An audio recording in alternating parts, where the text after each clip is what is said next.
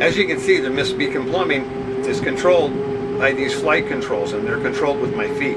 So we control them down the straightaway by keeping the boat off the water, which makes it fast, but not too off the water, which makes it crash. So then we get down to the corner, and when we turn into the corner, we want it to stay on the water, but then at the same time, as it gets partway through the turn, we want to add more lift or more up elevator in an airplane to keep the nose up and to make it go faster around the turn. And you can see that happening too. So it's a real integral part of how the Miss Beacon Plumbing runs and what makes it fast or not. So all this is real complicated, but without the help of Bill Cahill and all the employees of Beacon Plumbing, couldn't happen.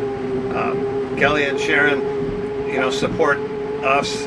Bill Cahill supports them. Makes the whole world go round. And thank you, Seattle, for supporting Beacon Plumbing. They do a lot for us. They do a lot for the community. And looking forward to the race.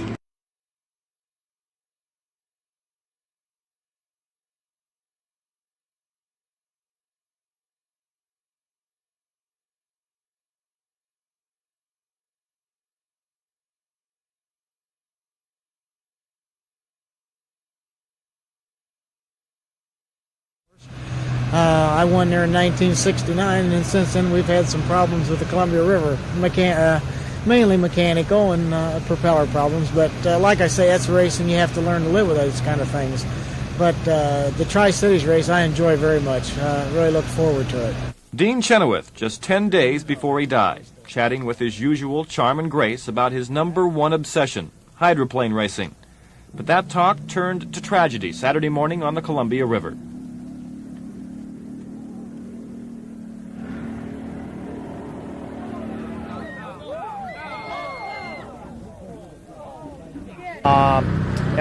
As we did with the tragedy with Bill, kind of have to pick the sport up by its bootstraps and continue on if we really indeed want it to continue. Chenoweth had a brush with death here in Seattle during the 1980 time trials. But he came back the following year to win the coveted Gold Cup, unlimited hydroplane racing's top prize. Chenoweth won 25 races during his illustrious career, but none as satisfying as last year's victory in Seattle. If somebody was to say, what's the highlight of your career with the things that we've had to go through here on Lake Washington, and then to come back today and win not only the race on Lake Washington, but the Gold Cup to boot, it's got to be the highlight of my career. Despite his countless accomplishments, those who knew Dean Chenoweth called him a humble man. And humbled he would have been at the sight of hundreds who came to share in their loss, and to remember together the sense of spirit and adventure this man from Xenia, Ohio, brought to the community of Tallahassee. Saturday's tragic accident took place in Pasco, Washington, where Chenoweth was qualifying for the Columbia Cup regatta. The races are spectacular, but the violence of recent accidents has made some question why they're allowed to continue. Well, if that be the case, then Dean Chenoweth and Bill Muncie less than a year ago, and others who have gone before them, will have passed on in vain. Chenoweth quit racing several years ago, but his love for the sport lured him back in 1979. And the career that ended with the end of his life ended at the very top. Dean Chenoweth left us a winner. And if he was here today, I'm sure he would say, go for it. It seems like it was just days ago that Dean Chenoweth, the congenial, soft-spoken driver of the Miss Budweiser, was standing at Stan Sayers' pits, savoring his victory in the 1981 Gold Cup. Last Saturday, his love affair ended his life. And completed. But today, at the same location, family members, fellow drivers, and hundreds of hydroplane fans gathered to say goodbye to Dean. Be proud forever, Kelly. You're the daughter of. Be proud forever, Jenny. You're the wife of. Be proud forever. You're the mother-in-law of. And Bernie Little, be proud forever. You are the best friend of Dean Chenoweth. From all of us, Dean, so long and thanks. The sorrow that I feel is that I cannot take away some of the pain and the heartache that's felt by his family. I wish that I could do that. But if all of you will take on your own personal selves and find inside something to take with you that Dean Chenoweth left you with, then you'll all be better persons.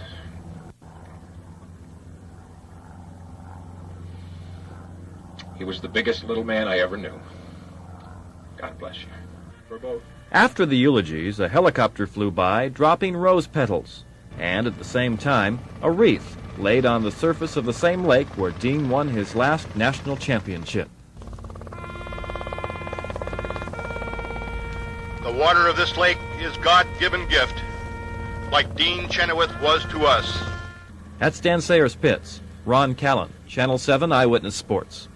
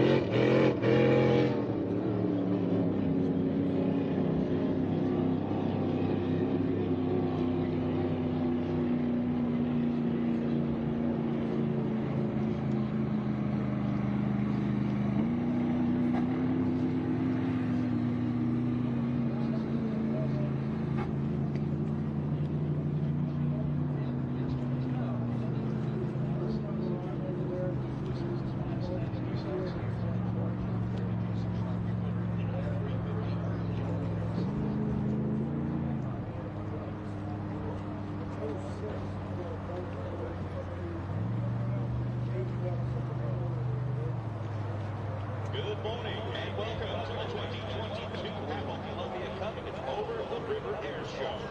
Thanks so much for joining us on this final day of the racing action. It's going to be fun.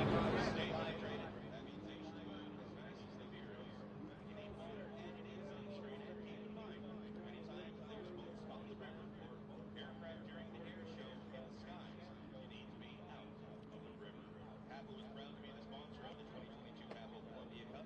And over the River Air Show, they're a leading Eastern Washington credit union serving a diverse membership of over 180,000 members. The primary focus is to offer products and services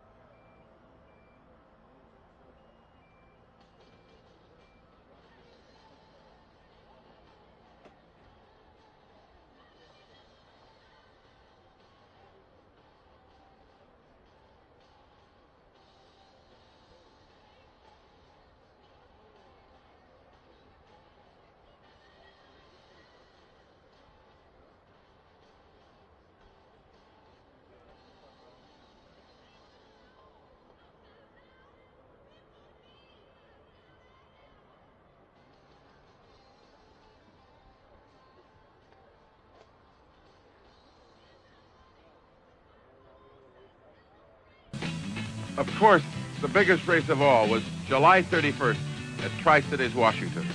That was the Gold Cup. I wanted this one so badly I could taste it. Of course, wanting something like the Gold Cup isn't enough, really. 14 other hydroplane drivers wanted that gold just as much as I did. Professionals like Mickey Riemann and the national champion Miss Budweiser, Ron Snyder, Pete LaRock, Tom Sheehy, super rookie John Petty, and others who wanted the Gold Cup just as much, even if for the first time. But this, it appeared, was going to be our day. And it seemed as though even the boat sensed how much this race meant to me. She had never performed so beautifully. In qualifying, she set new course and Gold Cup records, flying over the 2.5-mile course at over 128 miles per hour. And then in competition, she did it again. We set the Columbia River course and Gold Cup records for a competition lap at speeds well over 124 miles per hour, beating the old lap record by almost 5 miles per hour. Even though we'd swept the preliminary heat, in the back of my mind, I knew I could lose it all in any number of ways. I could beat the clock at the starting line and have a lap penalty assessed, overturn in a corner, blow an engine, or just get beaten. I gotta tell you, my heart was racing as fast as the Rolls-Royce power plant as we began jockeying for position for the start of the race. I knew that among the thousands of people lining the banks of the Columbia River, a bunch of people from Atlas Van Lines and the United States Navy, for whom I'm an official Navy recruiter, and my family and friends were there cheering us on. As I prepared to make my run for the gun, I could almost feel them behind me, urging me to get off to a flying but careful start. Hi again, everybody. We're only seconds away from the start of the 73rd Gold Cup, the most important race of the year for these hydroplane chauffeurs, their crews, their spouses, and their boats. The boats are beginning to make their way to the starting line. In hydroplane racing, the Thunderboats begin with a racing start. Remember, the idea is to come pounding down the straightaway as fast as you can fly. Hit the starting line just as the big-time clock hits 0. That's the idea. But you also have to have a few races under your belt to get the timing down right. If you jump the gun, you're in trouble. You're penalized a lap. And that just about ends your chances of getting into heavy contention. All right, now the boats are beginning to make their move. They're starting to come down the stretch. All but Muncie and his Atlas Van Lines U1. I don't even see Bill. Wait a minute, there he is trailing the pack. He's way behind. In fact, Muncie may be out of it.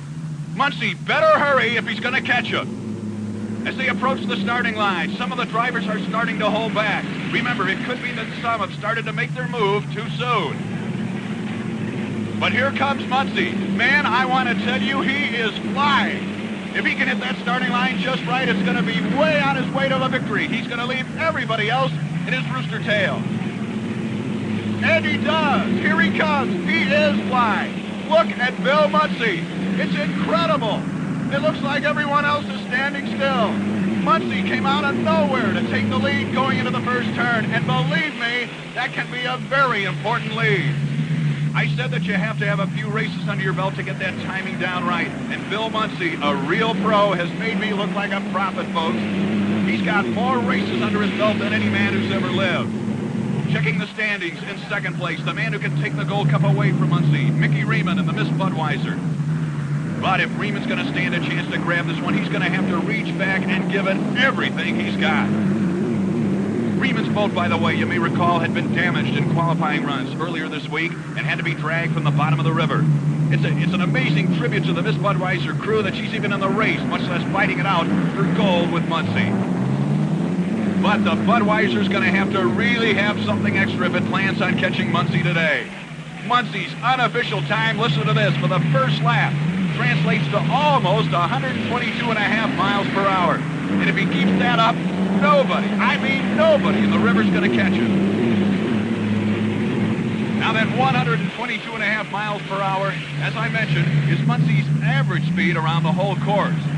That includes his speed on those corners, which, as you know, can really be tricky.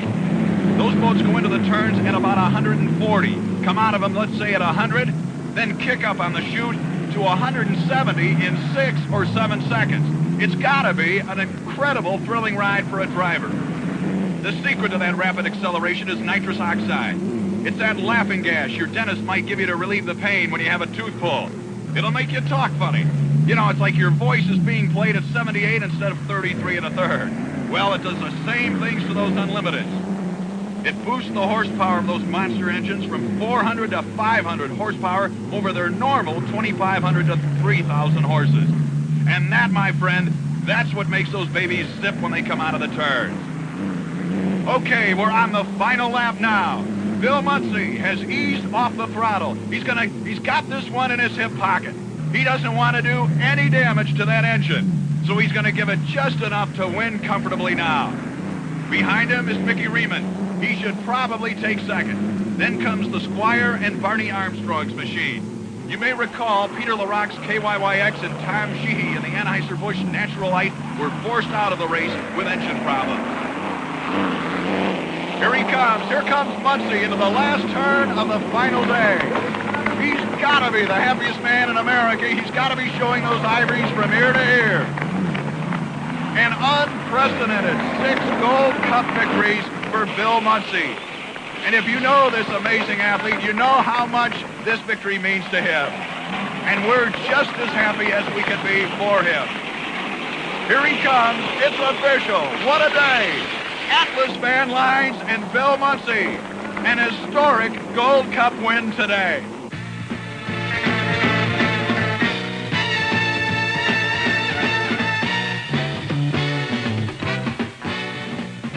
As I said, this was the race for me, for my personal career particularly. It's the one that's just most important to me. For the younger drivers, it's a new mark to shoot for.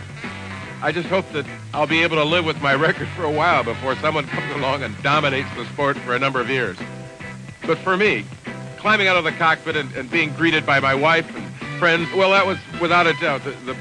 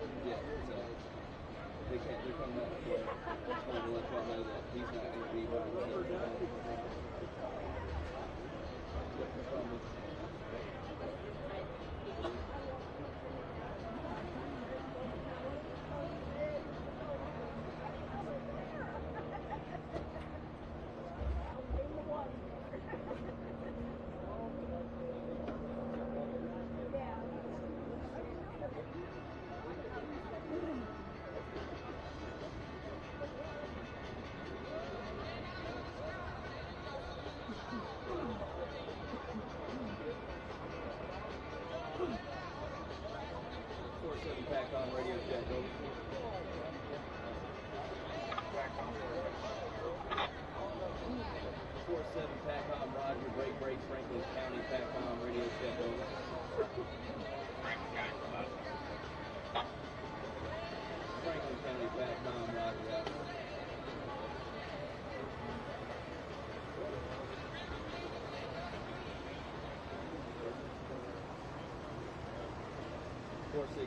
radio check over.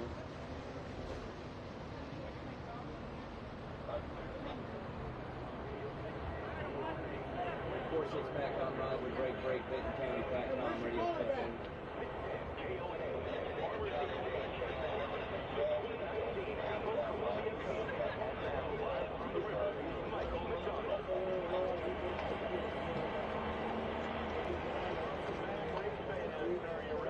Is day 3 of the 2022 HAPO Columbia Cup. We have all kinds of great activities for you. Already some E350 racing out on the course, the Pro Light hydroplane class with the APBA, and it was a lot of fun. We'll bring that to you coming up.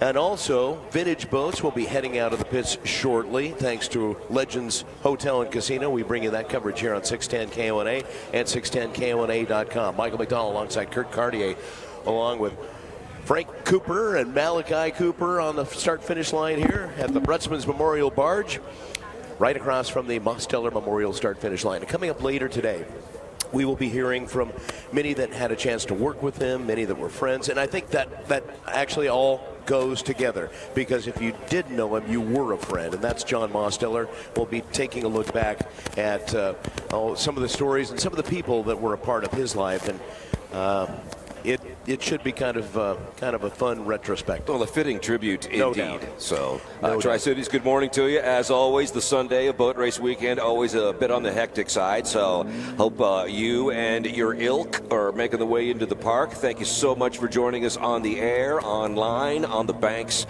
of the mighty Columbia, Benton County, Franklin County side.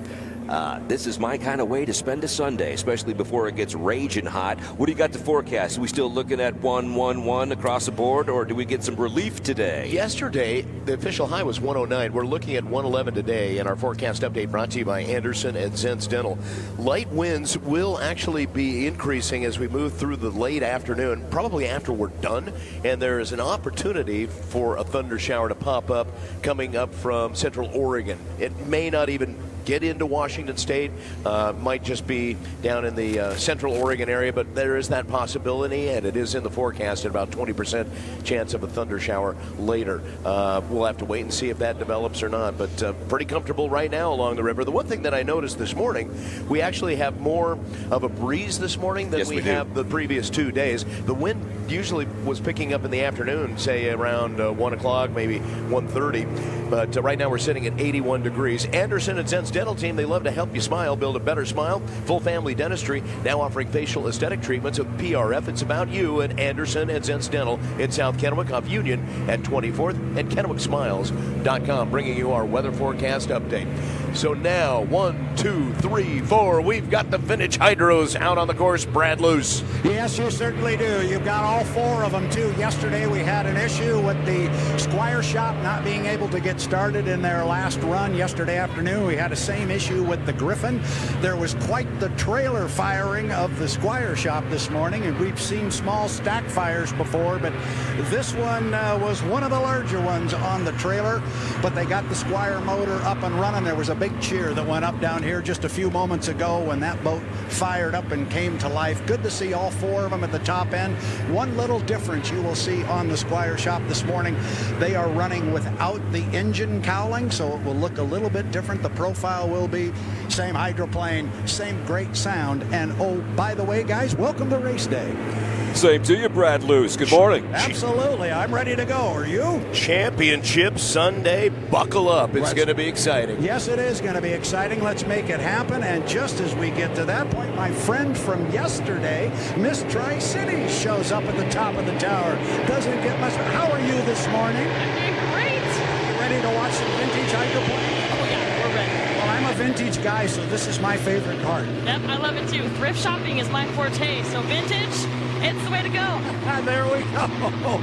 Look at this, sight and sound. 4 Vintage Unlimiteds. Michael, that had to sound good when it came by you. Just incredible, and what a great sight. All deck to deck to deck to deck as they head into All Doors Incorporated turn number 1.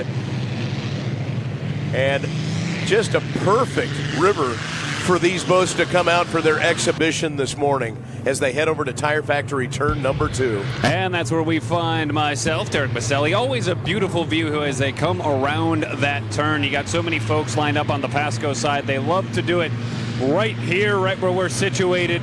Seeing all 4 come across in a diagonal line around that turn now along the Griggs backstretch. Truly is a remarkable sight. Brad. As the boat's going to the backstretch here, I've got a special guest up here on top of the tower. I've got Steve Compton with me, who invested the better part of 5 years of his life into this hydroplane. What does it mean to you to see your work going around that race course, my friend? What's the temperature? I got goosebumps, man. I'll tell you, this is to see those boats out there, to hear these Rolls-Royce engines, 3 Merlins and a Griffin. It's just, I got goosebumps, Brad. What can I tell you, man? It's awesome. I think you just said it all, and something else about the vintage hydroplanes being on the race course. Yesterday, watching some heats of competition, we had 3, 4, maybe 5 people up here atop the tower. I think we got about 15 up here now. People like the vintage boats. They like the rumble. They like the roar. Michael, bring them down.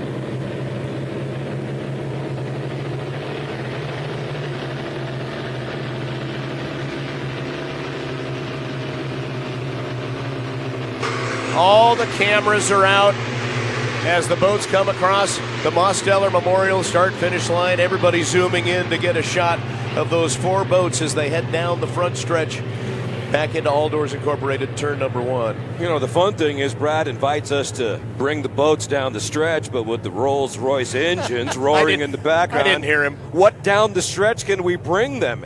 It's pretty much the boats for broadcasters nothing.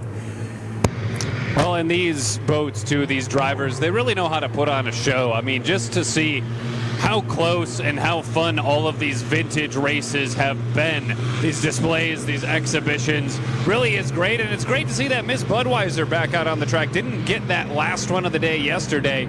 So, again, just a phenomenal sight to see all 4 running side by side now down the Griggs backstretch. Pay and pack. Guys, on Friday, I gave everybody a homework assignment. I said they had to watch the final heat of the 81 Columbia Cup, which featured all 4 of these hydroplanes. So I hope everybody did your homework, because if you did, you can really better appreciate these 4 boats. And, oh, by the way, Michael, before they come down to you, I took my own advice last night, and we sat downstairs and rewatched the 81 final. And Hanauer still won. He just keeps winning. Amazing race. And people in the water were way too close. That's one thing you notice in the foreground. There's people out there in air mattresses just floating out onto the race course.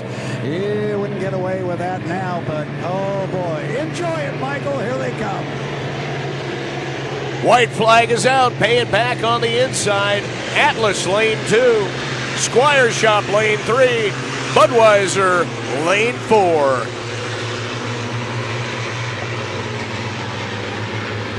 Feel the thunder. You can hear it, but you can feel it too. Brad, would you say that's the heyday of hydroplane racing? Well, there's people that would argue, you know, that the 50s and the 60s was the true halcyon days, but boy, this was good stuff. And oh, man, you don't know what that does to a guy like, well, I just talking to Steve Compton up here, and Jeff Ayler is up here from Madison, Indiana, first time out here in 30 years, and what it does to those of us who watched these boats run in the early 80s and the late 70s, this certainly was some of the best years of the sport.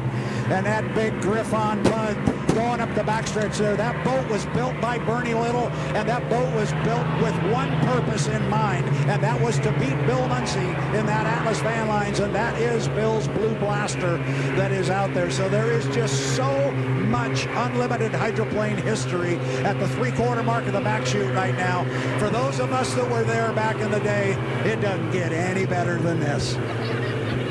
Enjoy, Tri-Cities. This is a real treat for Water Follies 2022. Benton Franklin, both sides, enjoy. Sun Pacific Energy, Shell Sun Market, turn number 3. Buffalo Brothers, White Sun Finished Furniture and Hardwoods, turn number 4. Pay and pack right on the buoy line on the inside. That was a masterful turn. What a great turn. And you know that it's a little bit different steering on these boats, maneuverability-wise. They're cranking on the wheel. And, of course, Hanauer is leading them over the line. And David Williams waving to the crowd in the Miss Budweiser. Their checkered flag was out as they head down the front stretch to the only turn, number 5 on the circuit. That's the right-handed turn back into the Neil F. Lamson pits. So who won? Yeah, we did. We got to see it. Oh, boy, there's the politically correct answer. But the votes are coming by. David Williams got that right fist way up in the air. I think Williams might have got him at the start-finish line. Of course, Hanauer, you can't take the foot out of it. He's got to cross first, but I don't know. The Griffin Budweiser was right there as well. So, photo finish. Get your cameras out. Let us know. Well, I'm gonna admit that I did not watch this from the docks down at the vintage pit area. I treated myself to a view atop of the pit tower and watched that show like we all did, and oof, that was good, but I am hustling my way down. I want to make sure I'd like to talk to David Williams here a little bit, and if you tell me he was first across the line, we need to have a discussion, because Squire Shop should have won that, I thought. It's a photo finish. He really goosed it at the end. There's another heat to come. So if you enjoyed that show, ladies and gentlemen, get ready. There is another one coming up later on this afternoon. They will do it again. Great stuff. Special thanks on our broadcast, our coverage of the vintage boats on 610 KONA and 610KONA.com. Thanks to our friends at Legends Casino and Hotel, and you'll find them in Toppenish with some great entertainment on the docket.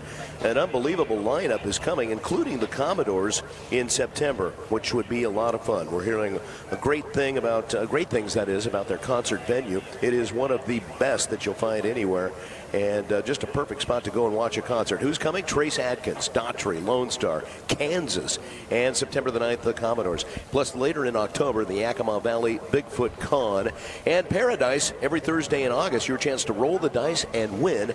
It's only at Legends Casino and Hotel, your place to stay and play. Let's not forget about the Seafood Thursday. That's back at Legends Casino Hotel. They're always upping their own ante, so to speak. Take your ante there. See what I did there? I do. American Radiator Pit Reporters, Brad Luce, Glenn Vaughan. Yeah, I'm down here standing right above the Miss Budweiser right now. They just got back. David is at the back of the boat helping to secure a line. You do it all.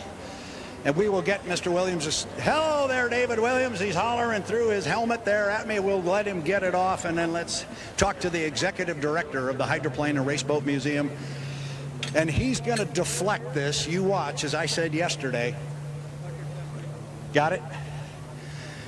He's going to deflect all the good words to other people that work with him. Mr. Williams, I got to think nobody in the Tri-Cities just had any more fun than you just did. Man, I didn't win the Mega Millions last week, but this is awfully darn close.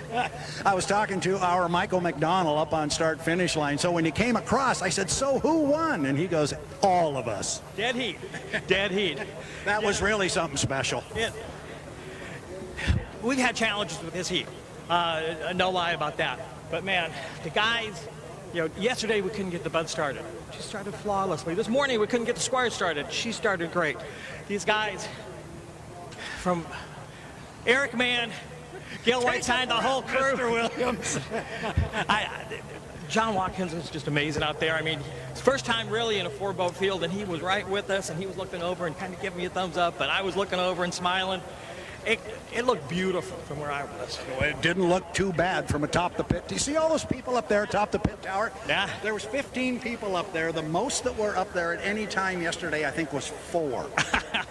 And it's 9 o'clock in the morning. That should say something. We have so much fun, and we hope that we can bring that fun to the people in Tri-Cities, because we're just kids playing with their toys. You know, that's what you said on Friday. With our toys. But it's true. You are just playing with the toys. But man, let's go get John in on this. Let's go get John in down here. John Watkins. Here we go. Now John's still got the. And my understanding with John was yesterday when he went out, he was running alongside, I think it was Chip, and that was the first time he'd run side by side with someone. Correct? It was kind of a learning experience. Training experience. We don't just throw people out there in these $500,000, 200-mile-an-hour boats. So that was John's training, and he graduated. And today was a graduation party. You did awesome, man. So he's taking the helmet off. John, take a moment. Don't take a deep breath. All right, we're back on. I got John right here. So David just said you graduated yesterday. It went from 2 boats to 4. I'm judging from the smile on the face. You had a good time. I had a great time. I mean, I can't say what on the radio when I want to say it was so effing cool. You look to your left, and there's a hydroplane. You look to your right, and there's the Budweiser, and there's Chip Hanauer. And I mean, it's a dream come true for all of us. Just a thought. I mean, yeah. You look to the left, and you're driving deck to deck with Chip Hanauer. Doesn't get much better than that, does it? And it's a Griffin Bud. It just doesn't get any better than that. Well, I don't know if you know. I think I mentioned it to you, David, that on Friday I gave everybody a homework assignment, which was to go home and YouTube the 1981 Columbia Cup, which featured all 4 of these boats. And oh, by the way, no pressure, but you got to get the Squire across the line first to redo that. Yeah. David, what do we got? None of this would happen without the wives that support the crew. This is Tanya Watkins, John's wife forever, as long as I've known John in boat racing, and he wouldn't be here if she didn't give him permission. So Tanya, apparently the thanks goes to you. Absolutely. And what is going through your mind when you're watching him out there having more fun than people are supposed to have? It's a combination of terror, but also just jubilation. Just awesome. And it sounds so good, doesn't it? It does. Especially with all 4 of them together. It was very good. Tanya, thank you very much. David, for everything you do at the Hydroplane and Race Boat Museum. Next year, the only thing we're asking is you brought 4 this year, maybe 8 next year might be good. We're ready to go. We get a flight. I'm ready to take 8 to Seafair if they ask. Careful. Thanks, David, very, very much. John, congratulations. Thank you. Not my first time racing here, but I think it was more fun this time. Well, I'm sure. And you got 1 more to go. Yeah. We keep our fingers crossed. It keeps causing us carburation problems. So. Okay, and nobody's really listening. It's just you and me right here. Okay, you're supposed to win the final here for the 81 work on that. Okay, there we go. John Watkins. There's other people involved, but I'll work on that. There you go. John Watkins driving the Squire shop. They're having a little fun down here in the dock, guys.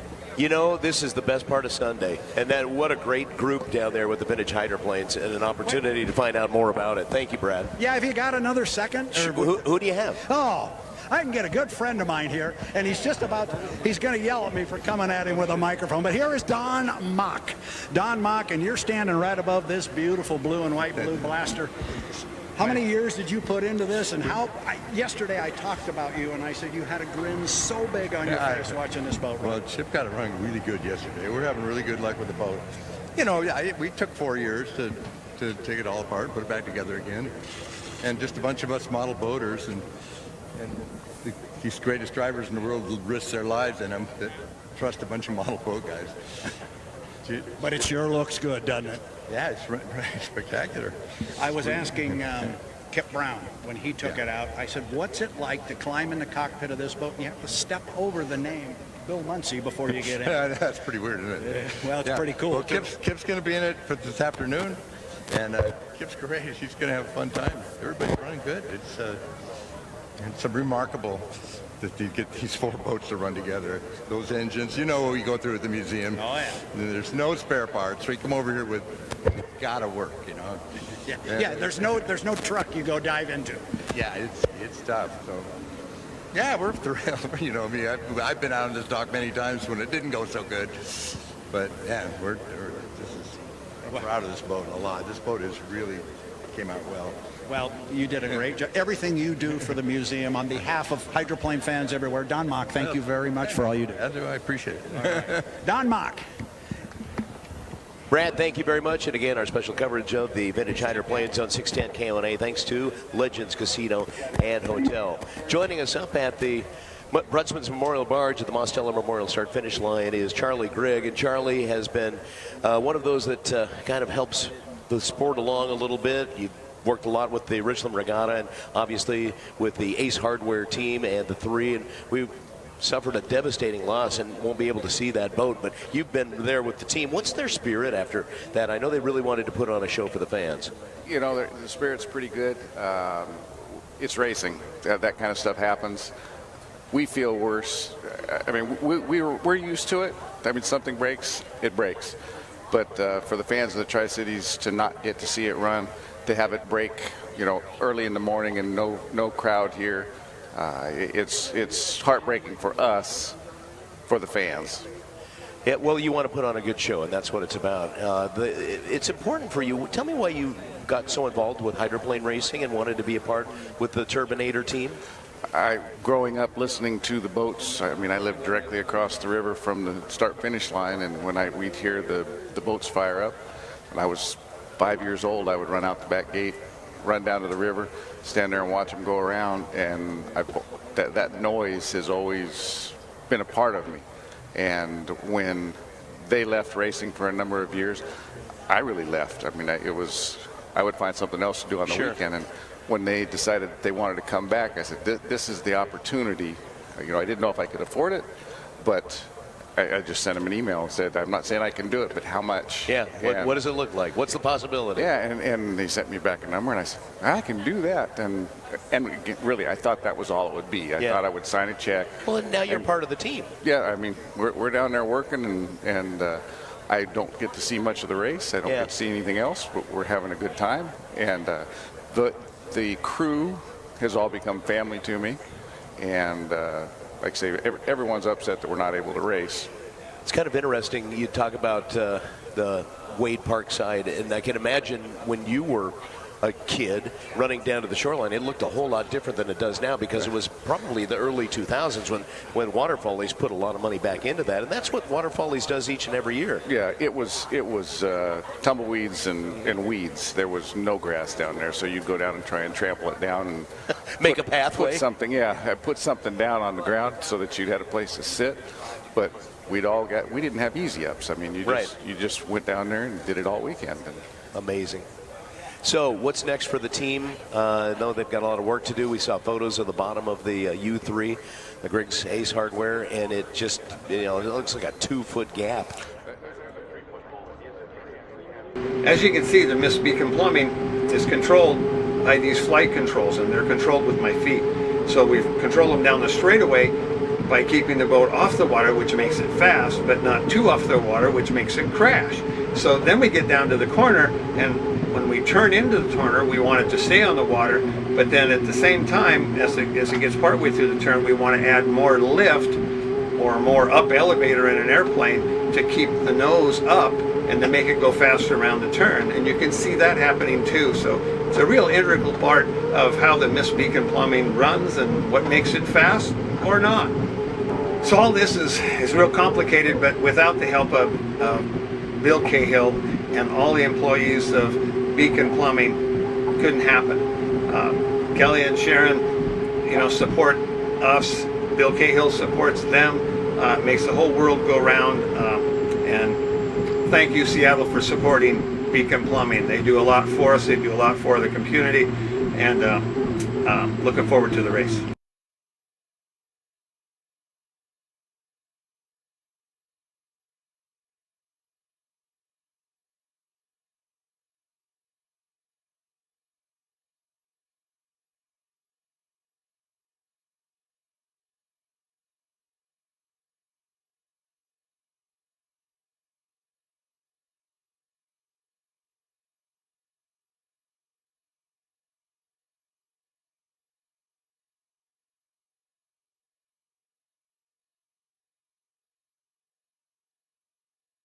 whatever that. Well, there's the Benton Franklin Fair and There's a- Rodeo. well, yeah, I but like the rodeo. That's fun. It is fun.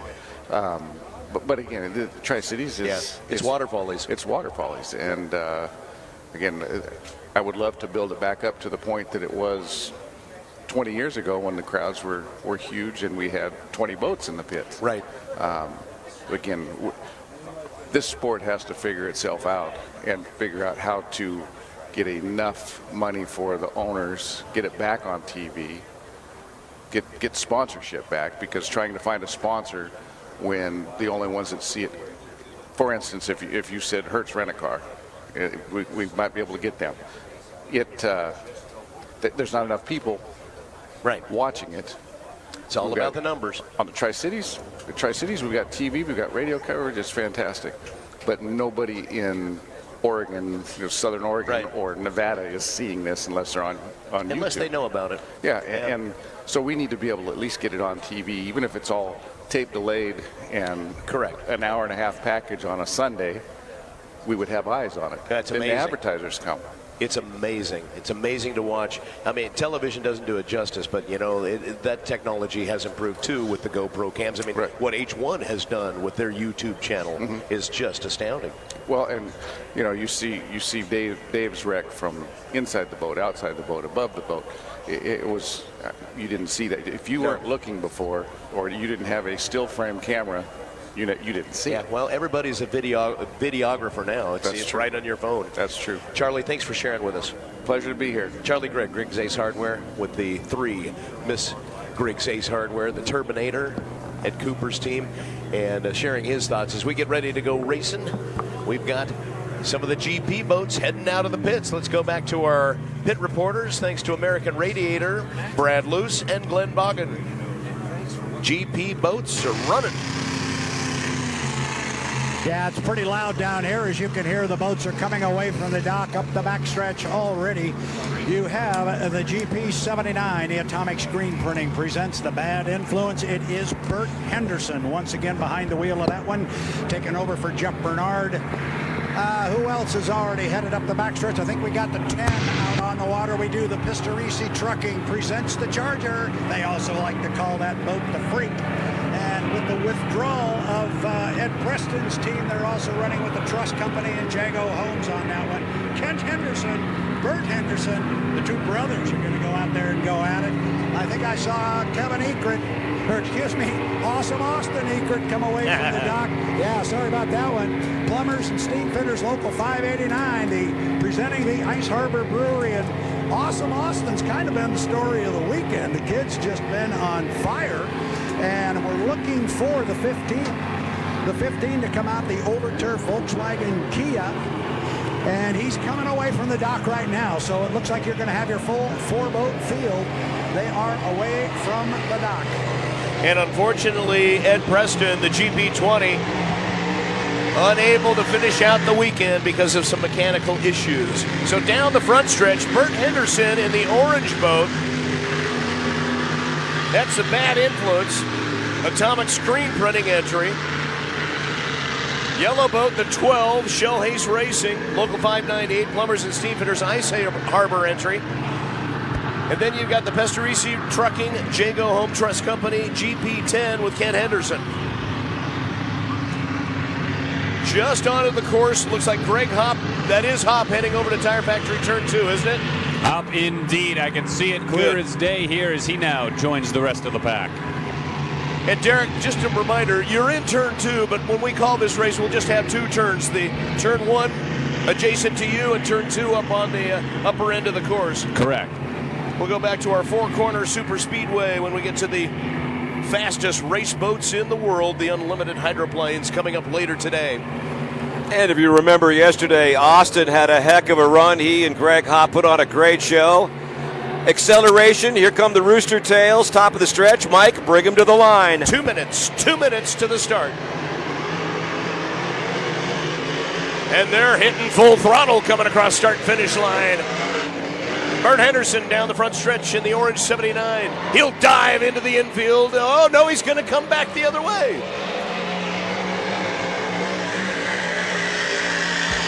Across start finish. That's the Charger with Kent Henderson. Also I've got Jeff Ayler with me up here. He might know. Jeff, was what he just did there, was that because you can't cut the course from front to back in GP? You can only cut back to front? Correct, Brad. I think Keith got lost. I thought he thought that was the entrance been in turn number 1, so he saved it to find back, and we're set to go. We are set to go. Thanks, Jeff. So that would have been a violation had he continued through the DMZ. Now, would have been. Now, coming up on the 1 minute mark in 2 seconds. Mark, guide. 1 minute. 1 minute. Step away, Derek. You and Michael McDonald take away Grand Prix America. Sounds good. We got those two boats going neck and neck right along the line. It looked like Egret actually slowed it down a bit, so I believe that's Hop running out in front right now with Bernard in the Bad Influence boat number 79 leading this pack. Yeah, and again, Derek, a change of driver on the GP79. That's going to be Bert Henderson in for Jeff Bernard. So Henderson, that's Bert Henderson in that orange boat. But way up ahead, you've got the 12, and it looks like Egret wants to hold on to that lane number 1. The clock down to 20 seconds, and the boats hit full throttle. Egret, lane number 1. On the inside, or on lane number 2, Kent Henderson. Lane number 3 is Hop. And then on the outside, trailing as they get to start-finish. Good start. It's a good start. It's a clean start. The start is good. Coming down the front stretch, Egret, Henderson, and Hop all deck to deck as they hit turn number 1. Oh, it might be as clean of a start as we've seen all weekend long. Egret now hanging on to that lead on the inside lane, followed by Henderson in that number 2 spot, Hop in the 3. What a great turn through turn number 1 for Austin Egret. Had the lead, but look at the boat speed on the outside. It's Bert Henderson. They're deck to deck as they get to turn number 2 at the top end of the course. Hop has fallen back. At the exit pin at turn number 2 onto the front stretch. Egret with the lead. Then you've got Bert Henderson in the 79. Henderson is charging hard. He's going to try to catch Egret coming down the front stretch as they head to turn number 1.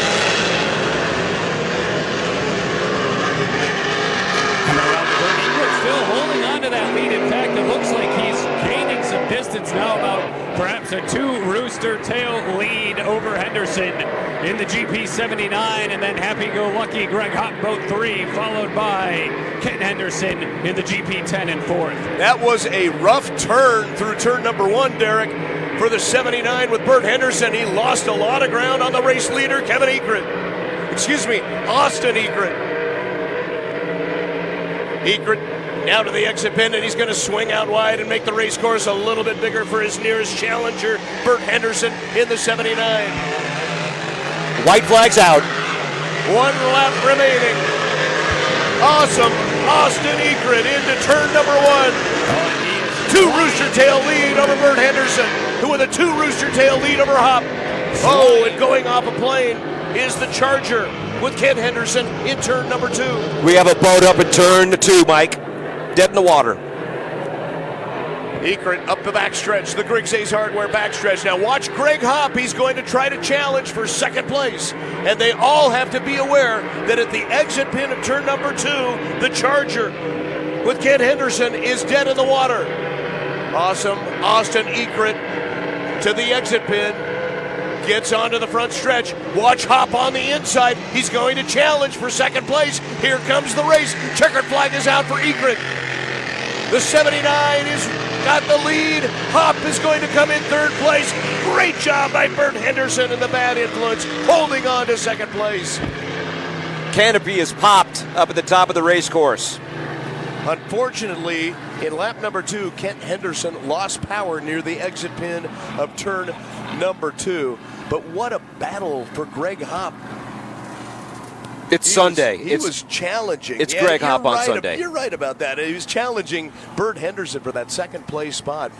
But Austin. Awesome. Oh, my God. Awesome Austin. Just great racing out there. Wow. Michelle Hayes Racing, along with Local 598 Plumbers and Steam Fitters, and Ice Harbor Brewing. Boy, did he put his foot into that on the backstretch. The second place boat had a little trouble in the corner, actually a lot of trouble in the corner, and he took that as okay, I'm just going to put this in another gear. And all of a sudden, a close race was 3 and 4 rooster tails wide, and he didn't look back. Yeah, very different ending, guys, from what we saw in that race. Again, in which Chalet's Racing took first with Ekrit, where he kind of came back. He was in second most of that time, came back to win it late. Here, very different display as he was very much in control along that final lap. Yeah, and kind of wire to wire. He did a really nice job at the start. That's what we've seen so far this morning. Even on the earlier E350 class, they had the start timed out much better than they had previously. So they've got their timing marks figured out. GP boats have been really good at the start finish as well. But Ekrit had the inside lane and had the boat speed. Well, the GP took their dear sweet time nailing the starts, but the last couple 3 races we've seen, man, they've really got it dialed in. So who is ever scoring it up and marking it up, they're doing a great job. And for the GP10, the Charger, also known as the Freak, Rojas Racing with Kent Henderson, Pestarisi Trucking, Jago Home Trust Company entry. It is the Wallowa Lake Tramway tow rope. And a slow ride back to the Neil F. Lamson pits. And I hear somebody in the pits. That must be Brad Lewis. It is Brad, and I just got down here, but I'm held up here for just one moment as the beautiful 1973 pan pack goes over my head. But a little sidebar as we come back on from the pit area. Did I hear that the GP10 Henderson is dead and Rojas Racing? Is that boat down, or did he make it back in? It is down, and the Wallowa Lake Tramway tow rope has been attached. Well, let me just bring in a little other piece of information with regards to that racing team, and I think everybody on our broadcast, certainly everybody here in the pit area, will take an opportunity to wish Dean Rojas happy birthday. So happy birthday to Dean Rojas, today president of Grand Prix America. Sorry that your birthday gift is a DNF in that particular heat. Well, there's more to come. There is more to come. Also, another birthday up here at the barge area.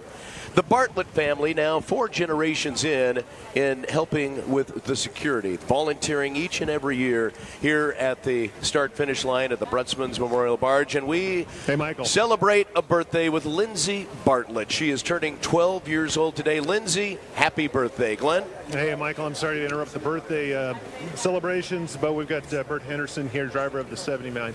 Talk to us about that finish, holding off Hop to pulling that number 2 finish. Boy, that was an impressive end to that heat.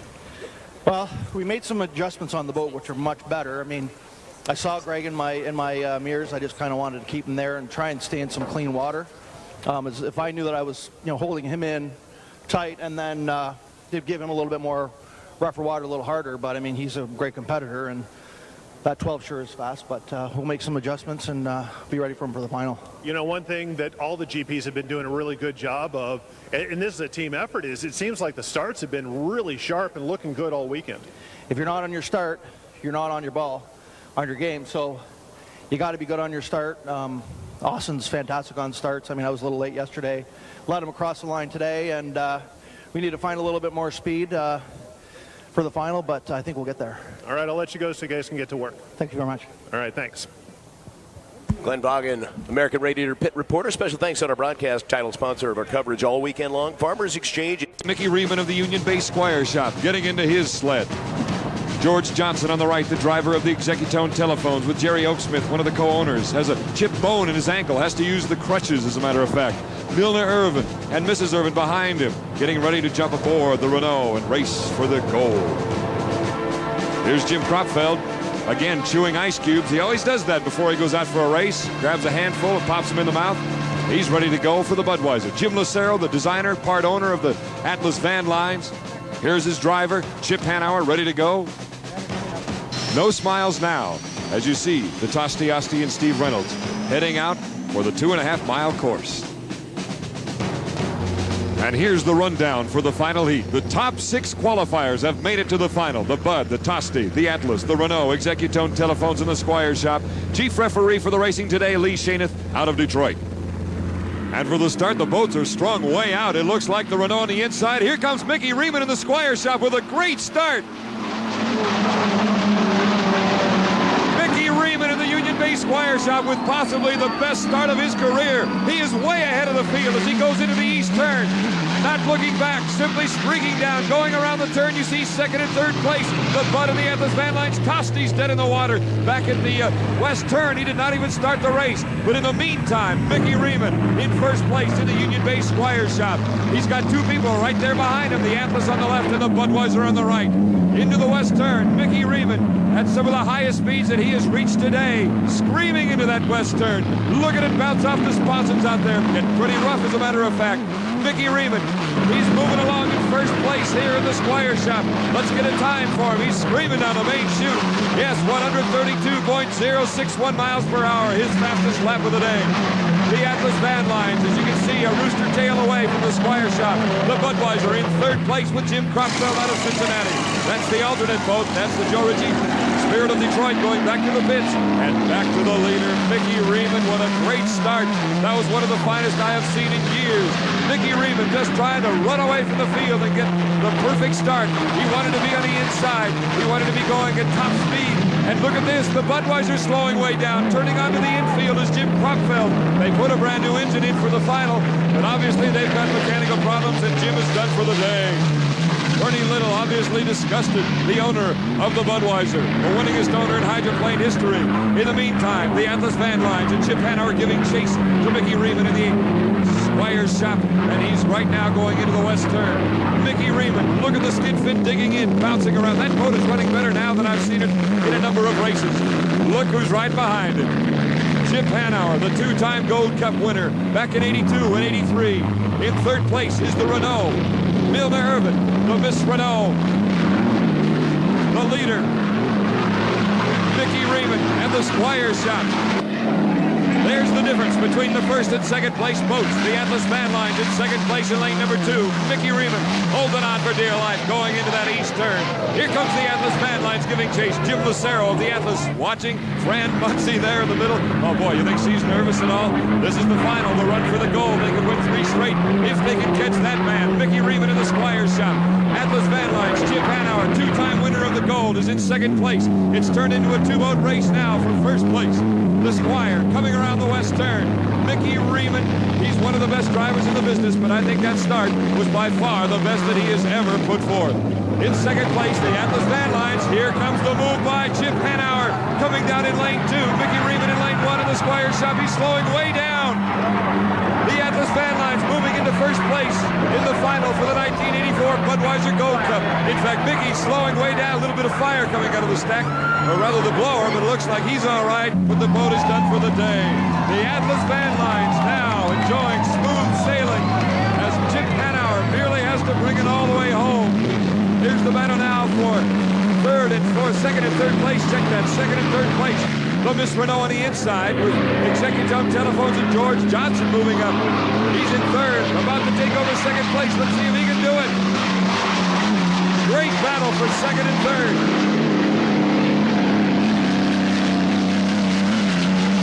George Johnson also in a Lucero design and build hull. With the Merlin engines, he's moving into second place. The Atlas Van Lines, however, Chip Hanauer going after his third straight Gold Cup, this time here in Tri-City. He has not won here since joining the Atlas camp. That was about 2.5 years ago. He won here once for the Squire camp, but he is winning the 1984 Budweiser Gold Cup to the Atlas Van Lines. There's Fran Muncie, the co-owner, with Jim Lucero, part of the crew standing down in the pits. They can only see part of the course. Second place to this man, George Johnson, and the Executome Telephones. What a great day for the Executome Telephone team. Third place, Milner Irvin, and the Miss Renault, the owner, Jerry Shannon. Chip Hanauer now joins in a very, very elite group. There have been only 2 other drivers in modern-day hydroplane racing that have won 3 straight Gold Cups, Ron Musson and, of course, Bill Munson. And keep in mind, they got that win today with really 1.5 engines. They had 1 healthy turbine engine. Chip Hanauer, Jim Lucero and company. There's Jim right there, shaking hands with Dale, one of the crew members, many others. We'll be back to talk with the victorious crew and driver in just a minute. Guys, somebody have to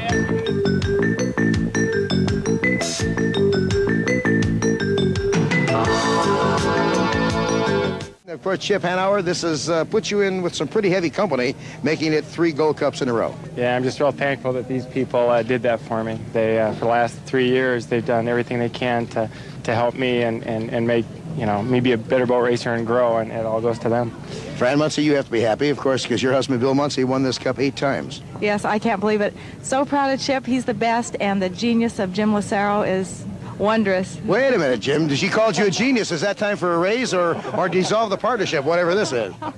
Well, we came here, we had some problems right off the bat, and we've had problems all week, but Chip did a great job today. We didn't even give him all the power he should have had, but he got the job done once again. Well, actually, O.H., how'd you feel about it? You knew this was down to the mark.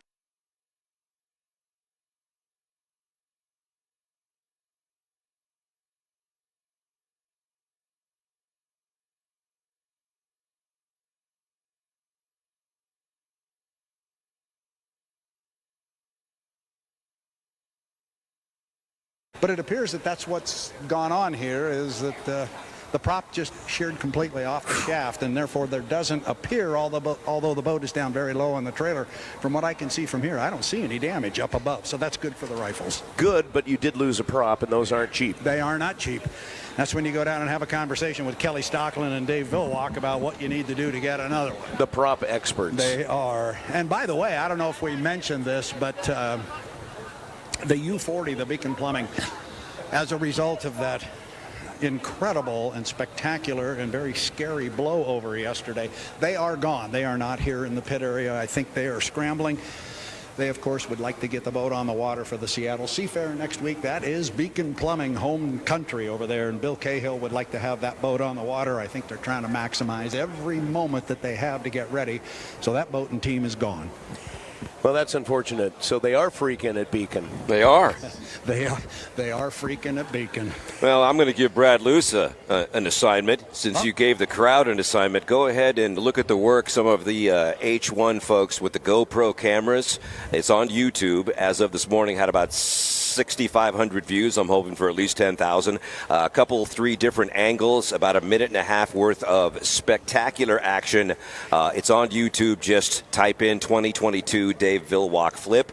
It'll bring it up for you, and it is pretty dramatic. My only question is, why doesn't that ever make a Sports Center highlight? I've seen it before. But it's amazing, and the work done by the crew up here on the tower, and the editing, and having the foresight to put GoPros on these magnificent machines. It's really worth a minute and a half of your time. Check it out. And you mentioned the H1 Unlimited crew and those particular videos. I have seen that video, and to me, the most amazing piece of video from the drone of the accident that happened was when you stop and go back, watch it again, and watch the distance. Yes. Covered through the air from the time he left the water until he re-entered it. Look at just how far he... Couple football fields, you think? Absolutely. Yeah. It's amazing how it really far is. he went. And that H1 media team, if I started to say them, I'll... Tate Meyer, Jared Meyer, Tate, yeah, and Lisa and Walt and certainly Brian Montgomery and everybody. And Matt Johnson. I know if I start mentioning them, I'm going to forget them, but they are a great group. They take great pride in what they do. They're all celebrating. They're on the same deck here at the barge. Well, there they go. Yeah, and, well, they should. They do a great job. They do. So congratulations to them, and great call. It is some terrific video. Go watch it if you haven't seen it. Opening ceremonies are on the way from the 2022 HAPO Columbia Cup on News Radio 610 KONA. We want to thank All Doors Incorporated. If the spring is sprung on your garage, call the pros at All Doors, 547-2158. If it goes up or down, opens or closes, they'll fix it right the first time, and they have free estimates. All Doors Incorporated. And Tire Factory, the Michelin tire experts. It's really hot, and they have some of the best AC techs in town. Whether it's a simple air conditioning recharge or maybe something more challenging, they'll get it blowing cold to keep you cool. Tire Factory, Pasco, Richland, Moses Lake, and TireFactoryTC.com. Also, thanks to our Shell Sun Market stores around the region. They have Shell gasoline that helps protect against engine gunk for better mileage, and Firehouse subs, too. So tasty, and they give back to first responders in our area. Shell Sun Market and Firehouse subs. We'll take a time out. More of our coverage coming up. News Radio 610 KONA, 610KONA.com. It's the 2022 HAPO Columbia Cup.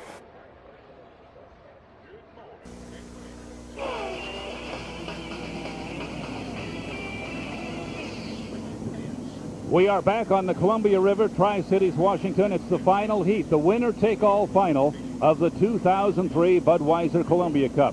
It's a battle for lanes, Scott Pierce, and that battle is going to be all important. Boats like the Lumar window film. Mark Evans, our top point getter on the weekend, certainly capable of winning if he can get the inside. Mitch Evans, the same thing with a piston-powered U3. Nate Brown has a fast boat, the Elam Plus. Dave Vilwalk, Miss Budweiser. Any of those four who can capture lane one can control this thing through the first turn. So the milling that's going on already with more than 3 minutes to the start is very important.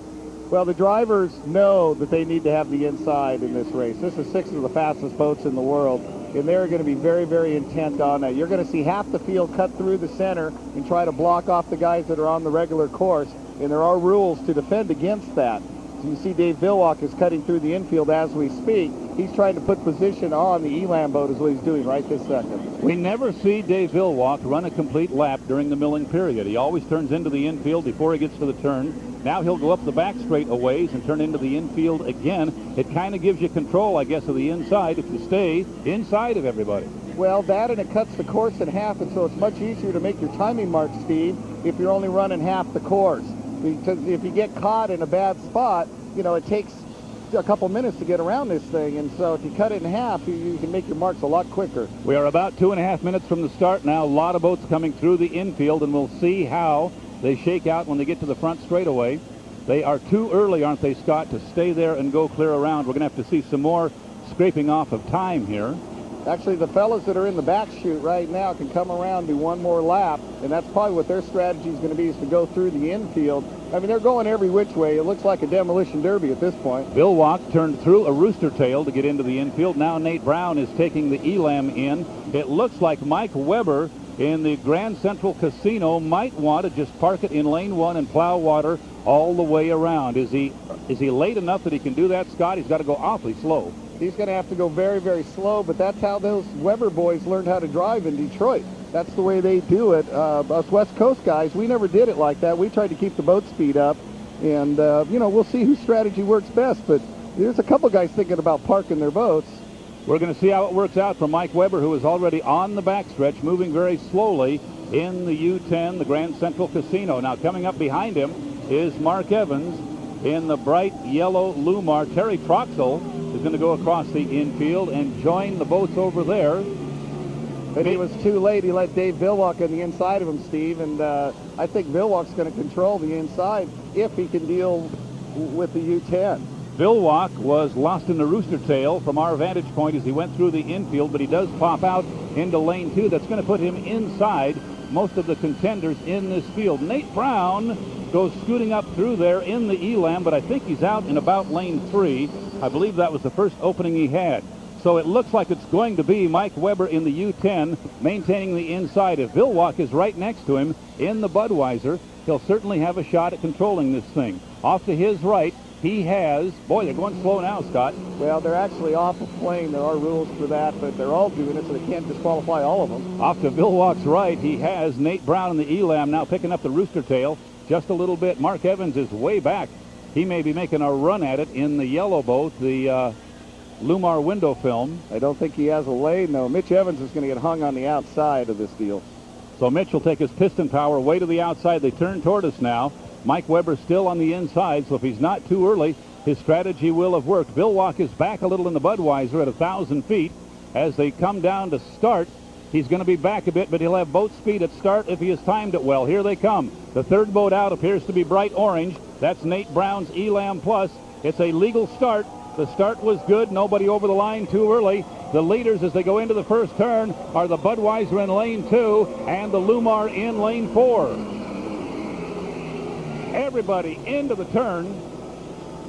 The O'Doul's eye in the sky showing you the action down there. It was wild and woolly, and the Budweiser came out on top, Scott. A great first turn for Dave Vilwalk. Yeah, but look at Mike Weber in the U10. He is really doing a heck of a job. He is hanging right with Dave, and he has inside position on him. Budweiser is not pulling away from the boat to his left. Mike Weber is giving it everything the yellow and blue boat has. and right now from our angle has pulled up beside the Budweiser. So watch this second turn. The leader at the apex is Mike Weber in the U10. Everybody else, the entire field, is in the rooster tails of those two boats as they come out of the west end of the course. The two boats leading are on the inside, Mike Weber in the U10, Dave Billwalk in the Budweiser, or did he get back a bit? That's Mark Evans. It's Mark Evans in the yellow boat who has taken the lead. Billwalk got in trouble in that turn, Scott.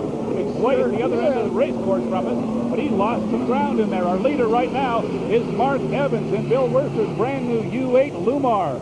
When they came toward us head on, we thought it was the Budweiser, but Evans had snuck his boat out into the lead, and now he has almost a rooster tail lead on Mike Weber. Well, there was a lot of water down there because there was a boat that went dead, and it's just coming off of turn 4 now, and I believe that's the Chenoweth with Terry Troxel. So somebody got wet down there, and I think Dave Billwalk was a victim of that also. Now we got a great boat race with about 1 3/4 laps in the books. Mark Evans doing a great job of driving in the second turn. Got his yellow boat out ahead. He went by the first and second place boats in that turn. It was wild and woolly up there, and he came out the leader. Now he comes down to finish lap 2. Mark Evans having a great weekend. He came into this heat leading in points, just a couple ahead of his brother, and now he's showing them the way around the race course, more than a rooster tail lead for Mark Evans in the U8, the Lumar window film, giving chase. Mike Weber is in second place in the U10. Mitch Evans is third with piston power. Then it's back to the Budweiser. Budweiser now is running way back. Fourth, and Budweiser's in fifth. Budweiser's just having a heck of a bad time. He is not enjoying this race at all. He lost ground on the front straightaway. He's way back on the field now, and our leader is leaving the area. Look at the new yellow boat go, Scott. It's right out of the box and running very, very well. You know, and they have the least amount of parts to work with of any of these boats in this race, so this is really a testament to the crew. Right behind him, we have 3 boats side by side behind the leader going into that turn. They are literally deck to deck, racing for second, third, and fourth. Well, that's the Elam and Nate Brown, and he is making a charge, and they're coming up on a lapper. That's a lapper that's in front of them. Terry Troxel and the Chenoweth. Oh, somebody got some big-time water, big-time water. The leader is okay, though. He has finished 3 laps, and that's the same leader we had last time, the U8, Mark Evans. Boy, look at the speed behind him, though. They are really flying. Evans has his foot to the floor, flying it into the first turn. Like a little brother. Yeah, little brother's in second, and he's coming for him. He says, I want you, big brother, I want you. Mitch Evans brings the piston-powered U3 up into second place. He is battling Nate Brown, who almost hooked it in the turn, had to straighten it out a bit and lost some ground, and now a firm second place for Mitch Evans and the U3. A great race back there. Mike Weber was in it a lap ago. He has dropped back a bit, and Budweiser, Dave Billwalk, not having any luck here. He is running 5th in this heat, in the final heat. Meanwhile, our leader is going to finish another lap. He's up at the west end of the race course. Are you surprised, Scott, at how well the brand new boat for Mark Evans is working here? Well, yeah, I am surprised because I know their equipment, but that's a Dale Van Wieringen new design boat, and you know, he did the Elam boat, he did this boat, he did the Cooper boat. These things just work great, and it's, you know, I don't know how he got through there. I really missed it, but he is running fantastic. They have finished 4 laps. There is 1 to go. The first 3 boats side for second. Are running very, very hard. Mark Evans bringing the Lumar into the turn. Right behind him, brother Mitch racing side by side with Nate Brown in the Elstrom family's Elam Plus. They're at the apex. We're looking down on it from high above. Our O'Toole's high in the sky, showing you a couple of great turns right there. They go up the backstretch for the last time, and the crowd cheers as the piston power moves up into second place. But that race is not decided. It's going to come down to the wire. The story appears to be over as far as the leader. It looks like Mark Evans is going to win this thing for Bill Wurster.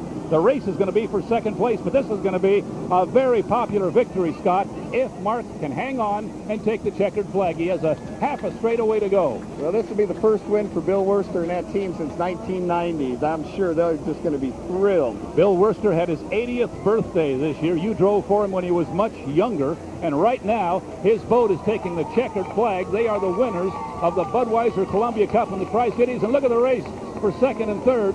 That was really close from our angle. I think Nate Brown got second. Oh, he hops out of the water. He's still running hard. It looked like Nate was just ahead as they crossed the start-finish line. That's as good a final as we've seen for a long time. There was great action, Scott, way at the other end of the race course. A very hairy turn with 4 boats side by side, and Mark Evans somehow stuck the yellow nose of the Lumar out ahead of the field and actually surprised everybody, including us, there for a moment. Well, I don't know how he got through there, but about 3 guys didn't, and all of a sudden he was in front. It's really, really an exciting race, the best we've seen in a long time, Steve. So this is the way they finish. The champion of the Budweiser Columbia Cup 2003 is Mark Evans, driving for Bill Worcester in the U8, the Lumar window film. We'll be back to talk to the very, very happy winning camp right after this.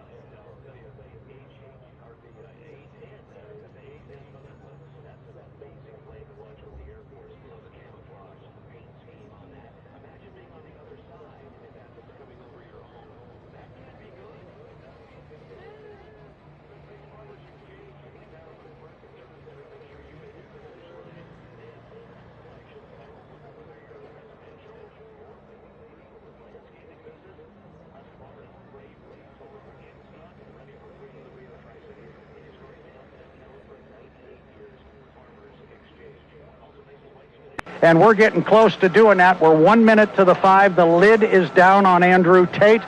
Buckle up, Tri-Cities. Here we go. It's final heat time. And a special thanks to HAPO for making it happen. The official sponsor of Summer is HAPO Community Credit Union. HAPO.org, the website. And the HAPO Columbia Cup on the line as we get ready to count it down and send the boats out on the river for the HAPO Columbia Cup finale.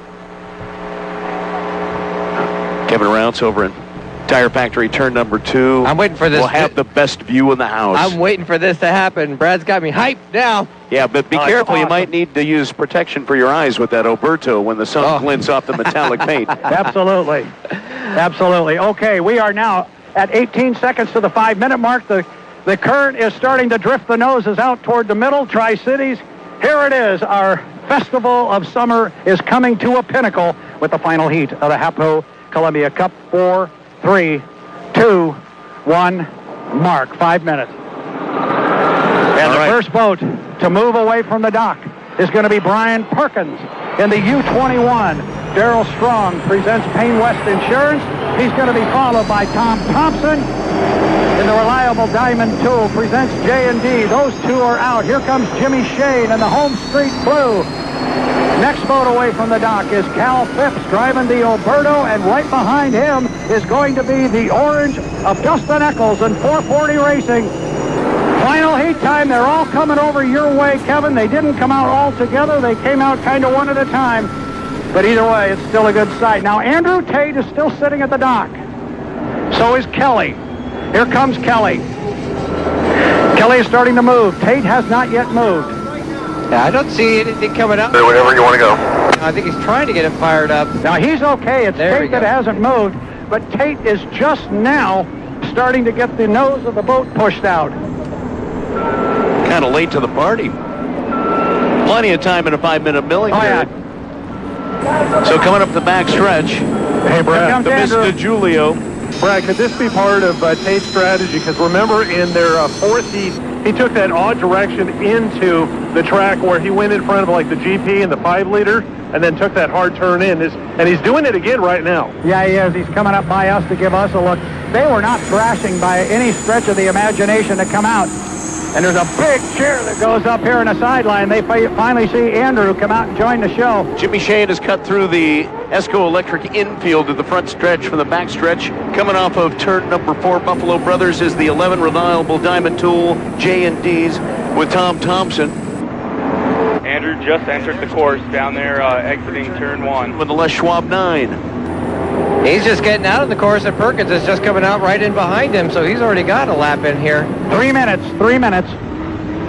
Way around from right there, he's going to be early. Al Phipps, you see Tom Thompson in the 11 parking in lane number 1. The next boat. 6 Rooster Tail, Perkins. Jimmy's behind him. Well, it's all about timing. It's all about position on the course.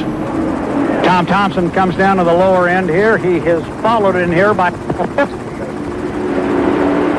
Cal Phipps in the 1918 Oberto coming into Tire Factory turn 2. Dustin Nichols flying around the outside. But Tom Thompson again hugging the buoy line right here. But Phipps, the 1918 in the Oberto with that beautiful retro paint scheme. 11 right there. That's the 440 in front of you on the outside. Pick it up. Up the top end of the course, just into You Pull It Auto Parts turn number 4 is the 1, Jimmy Shane. Just out of the Buffalo Brothers turn number 4 onto the front stretch, the 9 with Andrew Tate. 2 minutes. 2 minutes. 2 minutes to the start. We did have a puff of smoke. 11's cut the course. Came down the front stretch, and I want to say that that was J. Michael Kelly. He will be the trailer in the Graham Trucking who's coming. Someone's got to get on there about that. Andrew Tate is in lane number 1 as they come down the front stretch. Glenn. You know, Kevin was pointing out that Old Glory is actually starting to furl out on the Blue Bridge. Yep. First time this entire weekend I've actually seen it flapping. So the breeze, while it's not a gale force by any stretch of the imagination, has definitely picked up in the last 10 to 15 minutes. Andrew Tate came down the front straightaway. He was in lane number 1. Then he swerved sharply to the right and moved out to about lane 3. Then he swerved back to the left. Under 9, warning under 9. On a bit of a strange maneuver. Keep an eye, Kevin, on Jimmy Shane. Where is he going to poke the blue nose? He's got nowhere to go. He's got nowhere to go. The 21's on the inside. Where's Jimmy? He's on the inside way back. They're probably going to let him in there. Don't get too far out. But Shane might get in between the 9 and the 11 and take lane 3, followed by the Oberto outside of... One, it looks like, but I don't know he's going to have a lane up here. He's trying to get in lane 1 inside the 11 and the 21, but same thing. I don't know if he's going to get there. Well, he's got to declare pretty quick. They're running out of real estate. Whatever lane they're in, when they hit the entrance pin to the corner, that's the one they've got to hold. So to the top end of the course, and look at going off plane, it's the 11. 30. Tom Thompson has lost power on the back stretch in the reliable Diamond Tool JDs. He's trying to get it back up, trying to get it relit. For now, he is not going to make the start-finish line at the start of the HAPO Columbia Cup. That is unfortunate. That boat has been just perfect. So you've got Perkins in lane number 1, Tate in lane number 2, Shane in lane number 3, Phipps in 4, 1, Mark. And then in lane number 5, it's Eccles. And the trailer boat is J. Michael Kelly. Down the front stretch is Shane and Tate leading the way. And boy, are they close together when they come down here. It is going to be Jimmy Shane get down here first, but he's in lane number 3. Kevin, you got the view. Oh, the 9 has a lot of air under that boat as he's barely keeping it on the water. They are 3 wide, deck to deck to deck, coming out. Get it floating. Get it floating. Watch your lights. Get it floating. Down the back. Top end of the course. Good news. Tom Thompson has slow boat in front of you at the turn. You got a slow boat in front of you. Down the back stretch. Look at that race, deck to deck. Wow, that is incredible. Tate on the inside, just edging Jimmy Shane as they head up into turn number 3. You Pull It Auto Parts as Perkins has fallen back a ways. Top end of the course, diving into turn number 3, into turn number 4. It's Tate with the lead with the shorter course. Shane has moved out a little bit wide, hit some rough. Good start, good start. It is a good start. Stretch to complete lap number 1. It's going to be Tate on the inside, leading by a half a rooster tail. 1 with a possible penalty. It's 4th place is Phipps. Down the front stretch, Shane is really flying and trying to catch Tate, but look under the air into the 9. Wow, Andrew Tate's riding it out of the water. Kevin, they're coming to you. Remember, fans, we go 5 times around. Absolutely. Tate looking sharp, but they're actually having to deal with the 11 and some of the weight being left by Tom Thompson, who's now not even a half a backstretch or a lead on the 9 as he tries to be at the tail end of the field. But Jimmy Shane now has a challenger, Brian Perkins down. I got the 11 coming up. Now Andrew Tate has a 2 rooster tail lead over Jimmy Shane. You got Jimmy Shane in 2nd place. 3rd place is going to be... You got 4 boat lengths on Brian. Darryl Strong presents Payne West Insurance. Inside the... Swing is stuck again. Back, and he'll have the short course around the top end in lane number 1. Tate coming off of turn number 4. Buffalo Brothers in the lead, completing lap number 2 in our 5-lap finale. Shane is in second place, but he's 2 rooster tails back. On the inside of Shane, you can see a half a rooster tail back is Perkins in the 21. And Perkins is trying to challenge Jimmy Shane for second place. And look at Cal Pips on the outside in the Alberto coming up in 4th. We got the 11 going through the corner down here. Appears to be in first place, but he's not. He's behind everybody. Great race for second. Keep an eye on it, Kevin. Absolutely. Perkins flying through Tire Factory turn 2 in lane 1. Shane, boy, he had it right at the back end of the boat of the 1 was the 20. Got 3 boat lengths. Keep on it, keep on it. Distance here as they go down the back. The Alberto right on their tails. Need to tell you, we do have a blue flag with a yellow stripe out. That means something will be under review at the end of this race. Top end of the course, it's a good run for Andrew Tate. As you see, he's passing the 11 with Tom Thompson at the top end of the course. We got in turn 2. At the beginning of the race, had to get relit and lost all kinds of time, so he's way out of position now. Oh, walking it back and forth with air under the spot. 4 rooster tails on him. For Tate in the 9 coming down. But out of the holes and away from the buoys to watch the light. Actually challenging on the outside, but again, he's a lap down. Here comes Andrew Tate. Boy, this is all his right now. He's shown some incredible speed. He's at the apex of the corner, coming to Kevin. Watch those holes. On this road. Everywhere. Absolutely. As they get down here into the slop, Shane and Perkins having to deal with 2 boats worth of water. Oh, Shane gets out of the water with that left sponson before he gets it back down. He's got a rooster tail on the 21 heading down the backstretch. Boy, the backstretch right now, it's Andrew Tate in the 9, Les Schwab Tire, heading into Euclid Auto Parts turn number 3, and about a halfway back of the backstretch, you'll find Jimmy Shane. That's how far that lead has stretched now for Tate in the Les Schwab 9. Tate at the exit pin. Buffalo Brothers turn number 4 now, coming down the front stretch. Jimmy Shane is in turn 4 and will come out of the exit pin now. There's just too much real estate, and Andrew Tate has run a perfect finale here for the HAPO Columbia Club. The white flag is now out. Final lap for Andrew Tate to claim the HAPO Columbia Cup 2018. Yeah, he's coming through the corner. We'll call him around the race course. As for the blue flag that Michael referred to, it is the equivalent of a penalty marker. We've got to wait and see what the call is. Kevin, send our leader down the back chute. Absolutely. Andrew Tate now with nobody in front of him after having passed the 11. Clean water all the way down the backstretch. Jimmy Shane now with a 2 rooster tail lead for second place over the 21. As the 21 now maybe has a little bit of a challenge from the Alberto, who's gaining now, down just a little more than a rooster tail headed down the back. All right, you pull it Auto Parts turn number 3 and a Buffalo turn number 4, and the Buffalo Brothers party people on the circuit having a great time watching Andrew Tate swing out a little bit wide at the exit pin onto the front stretch with the checkered flag out. And Tate bouncing off some wake, was way outside and got way out of shape, but he's going to claim the title and the checkered flag for the 2018 HAPO Columbia Cup. Checkered flag for the 1, but there's a possible penalty. There's a possible penalty. Ryan Perkins holding on for a 3rd place finish, even though Cal Pips, who will finish in 4th, was giving him quite a challenge on that final lap. And a 5th place finish will be J. Michael Kelly. The 9 went under 80 about 4 times.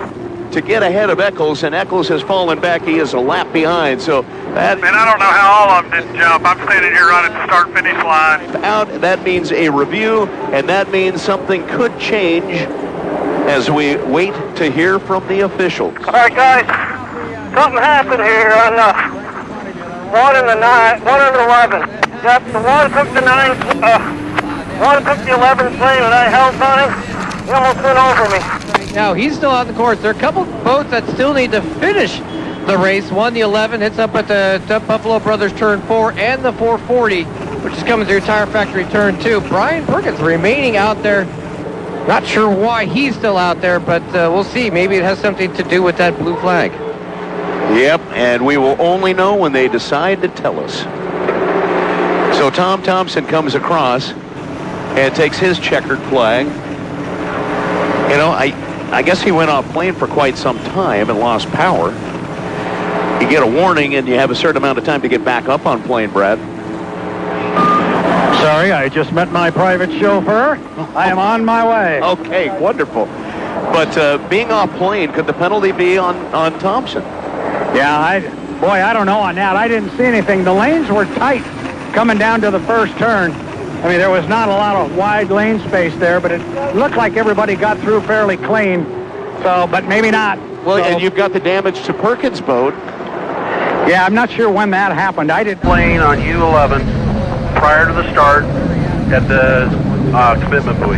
U21, 1 minute penalty, hitting and dislodging a buoy, turn 2. Out to where Andrew Tate will be pulling in. Kevin, maybe I'll throw it back over to you. When you saw the boats come around the lower corner on lap 1, was everybody holding their lane? Were they clean? It sure looked like it here. I didn't see much. I mean, it was the usual people trying to make sure they were where you could get 6 feet, you'll take 5 feet 11 inches and a half. But nothing that looks like it was penalty worthy. But yeah, we'll see. Jimmy, thanks a lot, guys. Good job down there. Any word on that blue flag, Michael? And don't tell me it's blue. No, we don't have any word. Okay. No Well, word check just on yet, that. but we'll head upstairs. You got it down there for a little bit? Yeah, I've All got right. it down here with some young man by the name of Andrew Tate. He's got a pretty good smile on his face right now, although that was the first he'd heard of a blue flag. He just wants to make sure it wasn't on him. So, walk me through the start and through turn 1, because it looked like you guys were getting really close. Yeah, anytime you drive next to Jimmy, you know, we're only going to leave each other enough. And he probably was a little more than generous, and I a little bit of a respect move there. I appreciate it a lot, but we came off the corner neck and neck and ended up getting down to turn 2 first. So after that, he was always there, but that's when you could breathe a little easier, you know. It seemed like when you got down here to the lower corner on lap 2, he fell back, and it just from then it was over. It was just a matter of finding clean water and running the boat clean. It's hard to find clean water out there in the Columbia River when you got 6 unlimited hydroplanes. But yeah, the Les Schwab boat ran great.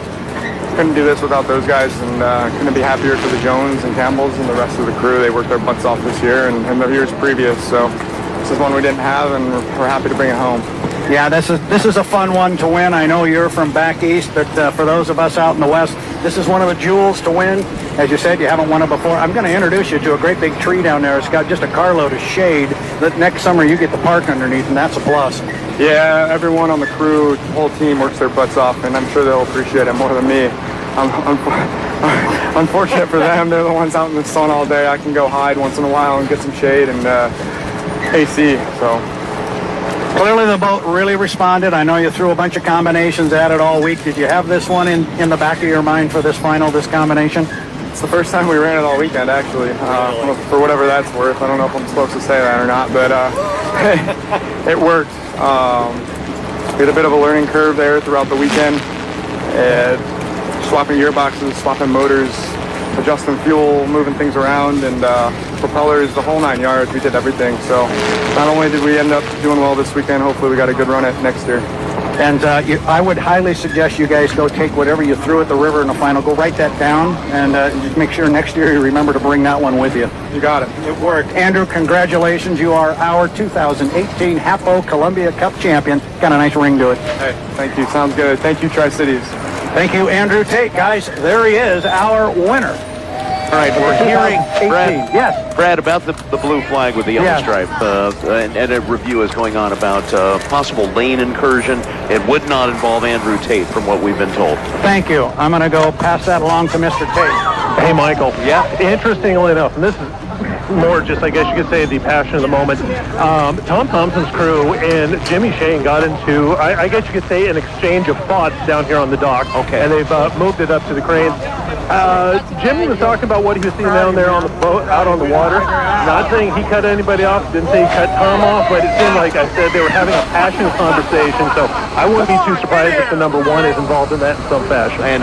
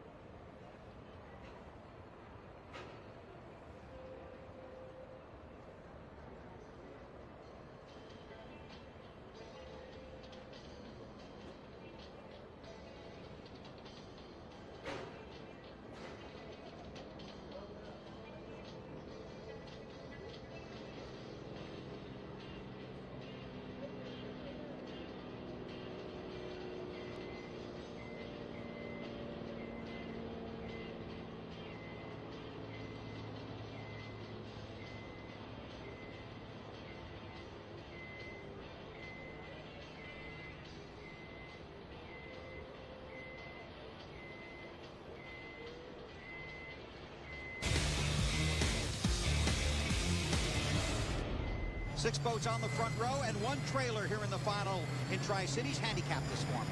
Looking at this list, Bill, there's 4 guys that could win it, but I think I'd want to be in the lane where Dave Vilwalk's located right now. He's had a very successful day. Now look at this camera shot. This is great. This is the first time we're showing this. Throttle pedal on the right. This is underneath in the cockpit. The left pedal will bring the boat back down. That middle pedal will bring the boat up and out of the water. So those 2 left pedals control the front wing. You're constantly moving those tip pedals back and forth the entire race. We'll watch that in the final. Now look at these boats fighting for lanes. I wouldn't call it fighting for lanes. It's more like trolling for lanes.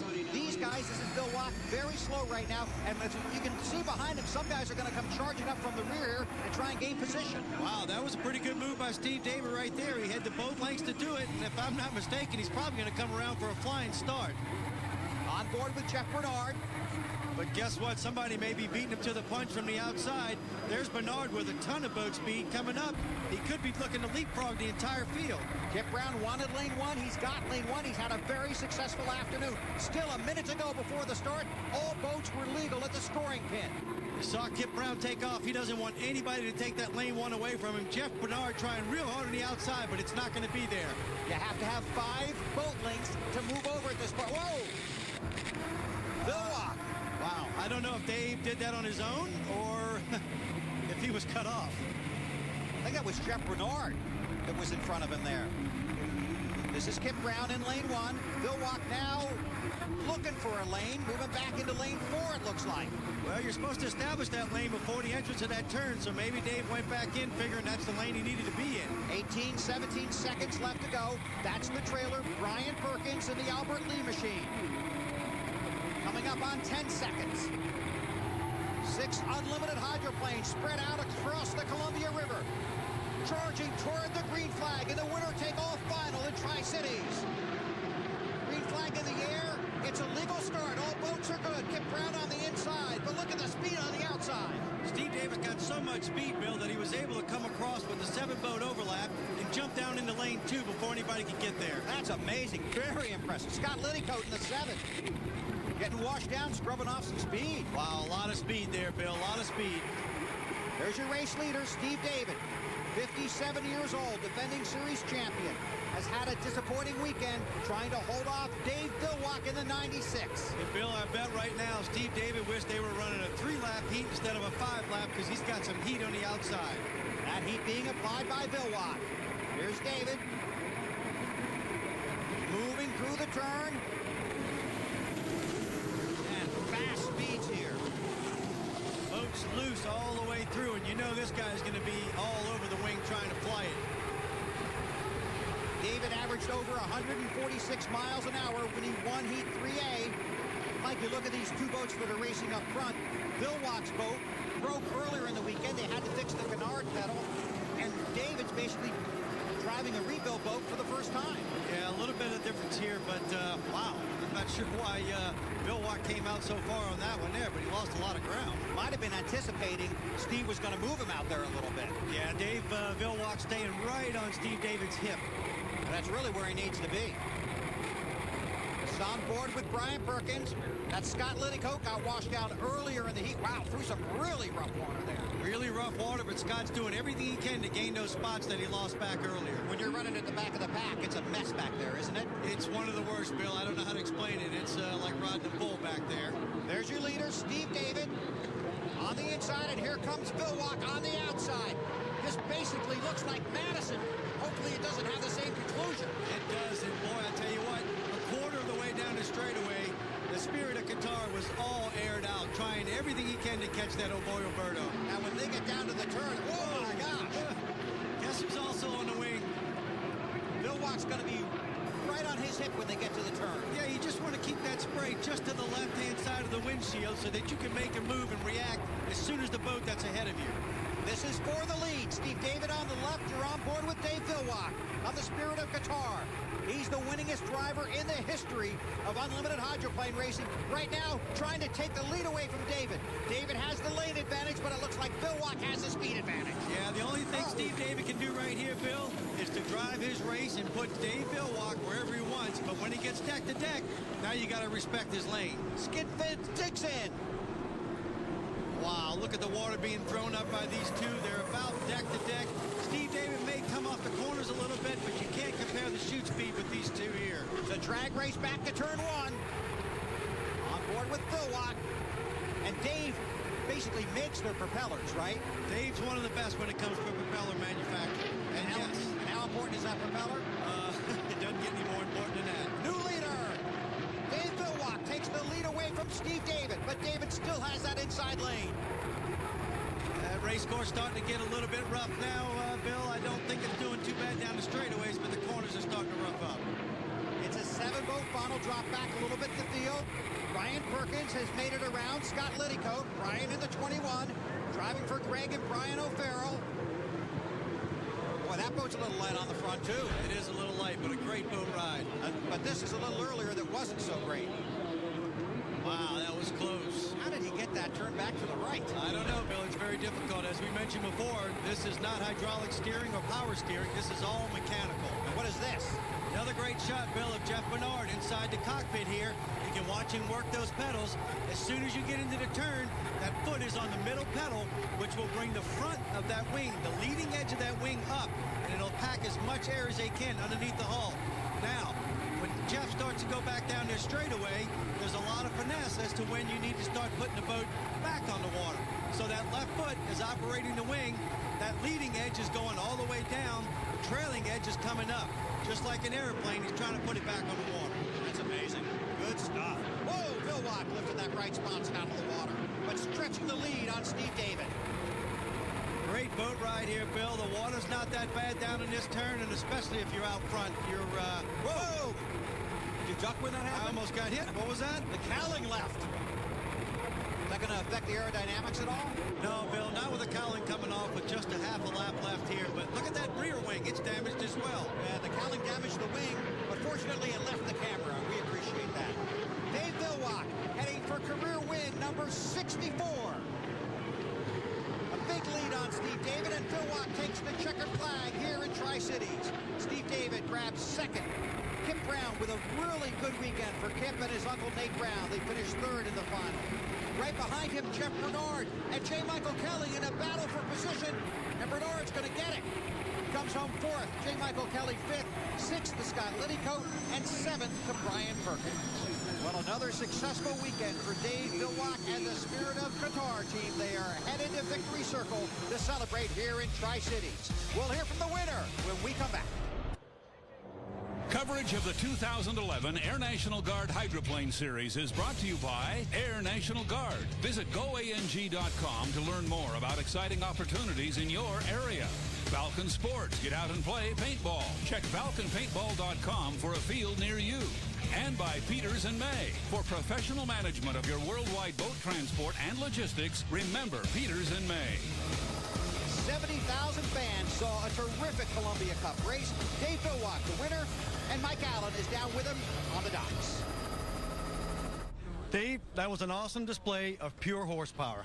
I mean, that was unbelievable, but also the boat had to handle very well in this heat. Yeah, it really was all about, in this Air National Guard series, it's all about the boat ride, and can the team put together a great boat ride? It's great to have the start and do all of that stuff and have a lane, but in the end, if you haven't got a boat ride, you can't use it. And so we were working all day. We thought we changed the wings a couple of times, and we were working on trying to get a boat ride that'd be really good in the water that would be rough enough. We were working on that in morning testing, and so Eric and the team, they did a great job of putting a boat together that made me look good. And Dave did a pretty good job driving that boat, too. So he gets 400 points for the win in the final, 300 for Steve David, who had a frustrating weekend that finished pretty well. Steve, that's a far cry from where you started this weekend. Yeah, that was a bit of a redemption. I think the old Steve was back. I was just rusty not being in Detroit, I think, in the broken ribs. I was mentally thinking about that, and I shouldn't have. And it came to the final of that. I just got to put everything I got into this thing and forget about the issues and just drive this race boat, and almost won the thing. I think, we got some ideas for next weekend to win at Seattle. Now, here are the driver points after 3 races in the 2011 season. You see Kip Brown is in 4th, but his team is 2nd in points. A very successful start to the season for Kip Brown, his uncle Nate, and the rest of the Red Dot team. Yep, you have to be happy with that. That was an awesome weekend for you, and then pulling third in the final, you've got to be thrilled. Oh, I'm thrilled. I'm thrilled it's over.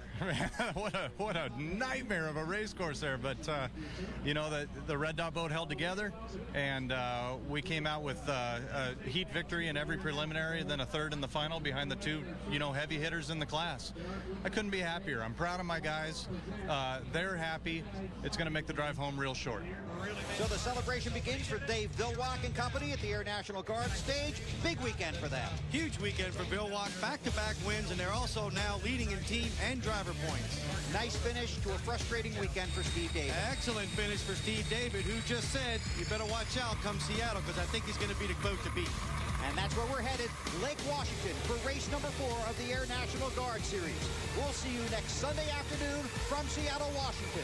For Mike Allen, Steve Montgomery, and Lindsey Guthrie, I'm Bill Weber. Thanks for having us in for the race, and congratulations to Dave Villwock and company, the winners of the Columbia Cup in Tri-Cities, Washington.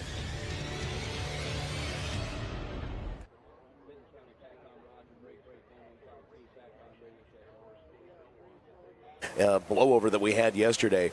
Walt Ottenut along with Lisa Cornier, Brian Montgomery, Tate Meyer, Jared Meyer, Matt Johnson, Nick Kish, along with Rachel Kish, Tanner True, Gio Belcito, that is, Jeff Fannin and Tim Johnson. Everybody, what a great job putting together all of the video all weekend long. And they've done it at every stop along the way. And you can see the archive footage that they put together. And Jared and Tate Meyer started doing this years ago with just, you know, like a Sony Handycam. Total passion. Yeah, and put together videos. The work is amazing. And now teaching that skill to students over at Richland High School. So congratulations to all of the team here. We really appreciate what they are able to do for the sport of hydroplane racing. And he's well positioned as well, being in the broadcast business. What that team excels in is basically what you're going to be seeing for the next 25, 30 years as far as media, interaction of said media. I mean, it's been up for about 15 hours or so, the footage, different camera angles, GoPro footage on the back of Dave Villwock's boat as the blowover happened. And we were talking earlier, we were surprised. He was going so fast that once the boat did gain air and there was the point of no return, you were speculating about 200 yards the boat flew through the air, making an entire flip before landing. And if you look at the GoPro footage, and you can catch this on YouTube with the team, it's about a minute and a half, different camera angles, and you really see what the driver goes through. Just amazing stuff. Definitely encourage you to do. It's got like 7,000 views, been up for about 15 hours or so. Head to YouTube and check out the work. You'll get some goose pimples, I think. You will. And it's amazing how many GoPro cameras they have on board of these boats. And I think that was the kind of the highlight, talking with Tate Meyer about it, was they didn't lose any of their cameras. Right, because you never know. You know, I mean, that comes with the territory. You know, and those GoPros are relatively inexpensive, and they seem indestructible, and some of the footage provided. It's wonderful. Just extraordinary. I mean, you're, especially the shot where you could see the rooster tail and the hum of the engine and the shots of the crowd going by. These boats are going, you know, upwards of 200 miles an hour in the front stretch and up the back chute. It's just amazing machinery, and the driver, and when it all comes together, it's terrific. Let's check in down with our American Radiator pit crew as we get ready for some unlimited boats to come out on the race course. Brad Luce and Glenn Boggin, American Radiator pit crew in the Neil F. Lamson pits. Yep, and we are here and getting ready to go here for Heat 3 of our H1 Unlimited race here for the 2022 HAPO Columbia Cup. There's been some discussion about what the format was going to be. Obviously, we're down to 4 boats, but there was some discussion if we were going to run all 4 in each of the 3 heats, or what we were exactly going to do. Exactly. We are going, and I don't know what you've been fed up there, but what we're going to do is, what they are going to do is they're going to stick with the draw that we did originally. Okay. And so you're going to have 3 boats in 3, 3 and 4, and 3 and 5, and that's heat 3, 4, and 5. And the reason you're doing that is because I went over and checked the board. There was going to be 5 heat races, and there still is going to be 5 heat races, and the 5 boats that were going to be involved were all going to run a total of 4 times, and that's what they were supposed to do in Correct. the original schedule had we had a dozen boats. Everybody would run 4 times. They couldn't make a change halfway through the schedule and run everybody this afternoon in heats 3, 4, and 5. Because Jimmy Shane and the U1 Miss Homestreet did not run. He was the one boat that was out of Heat 1, so it would be an unfair advantage that he would end up at the end of the day running only 4 heats and everybody else would have run 5. So that's the reason for it, and it makes perfect sense. At the end of the day, when we've run our 5 heats, everybody will have been on the water 4 times. So it became a math problem. It became a what? A math problem. Yeah. The math has to work out for everybody. It does have to work out for everybody, and we're only dealing with 5 numbers, Yeah. in 5 heats. But I was able to catch up to it, and so that's what we're going to do. So we got 3 boats in the water. They're going to go. Good luck, Mr. Rainey.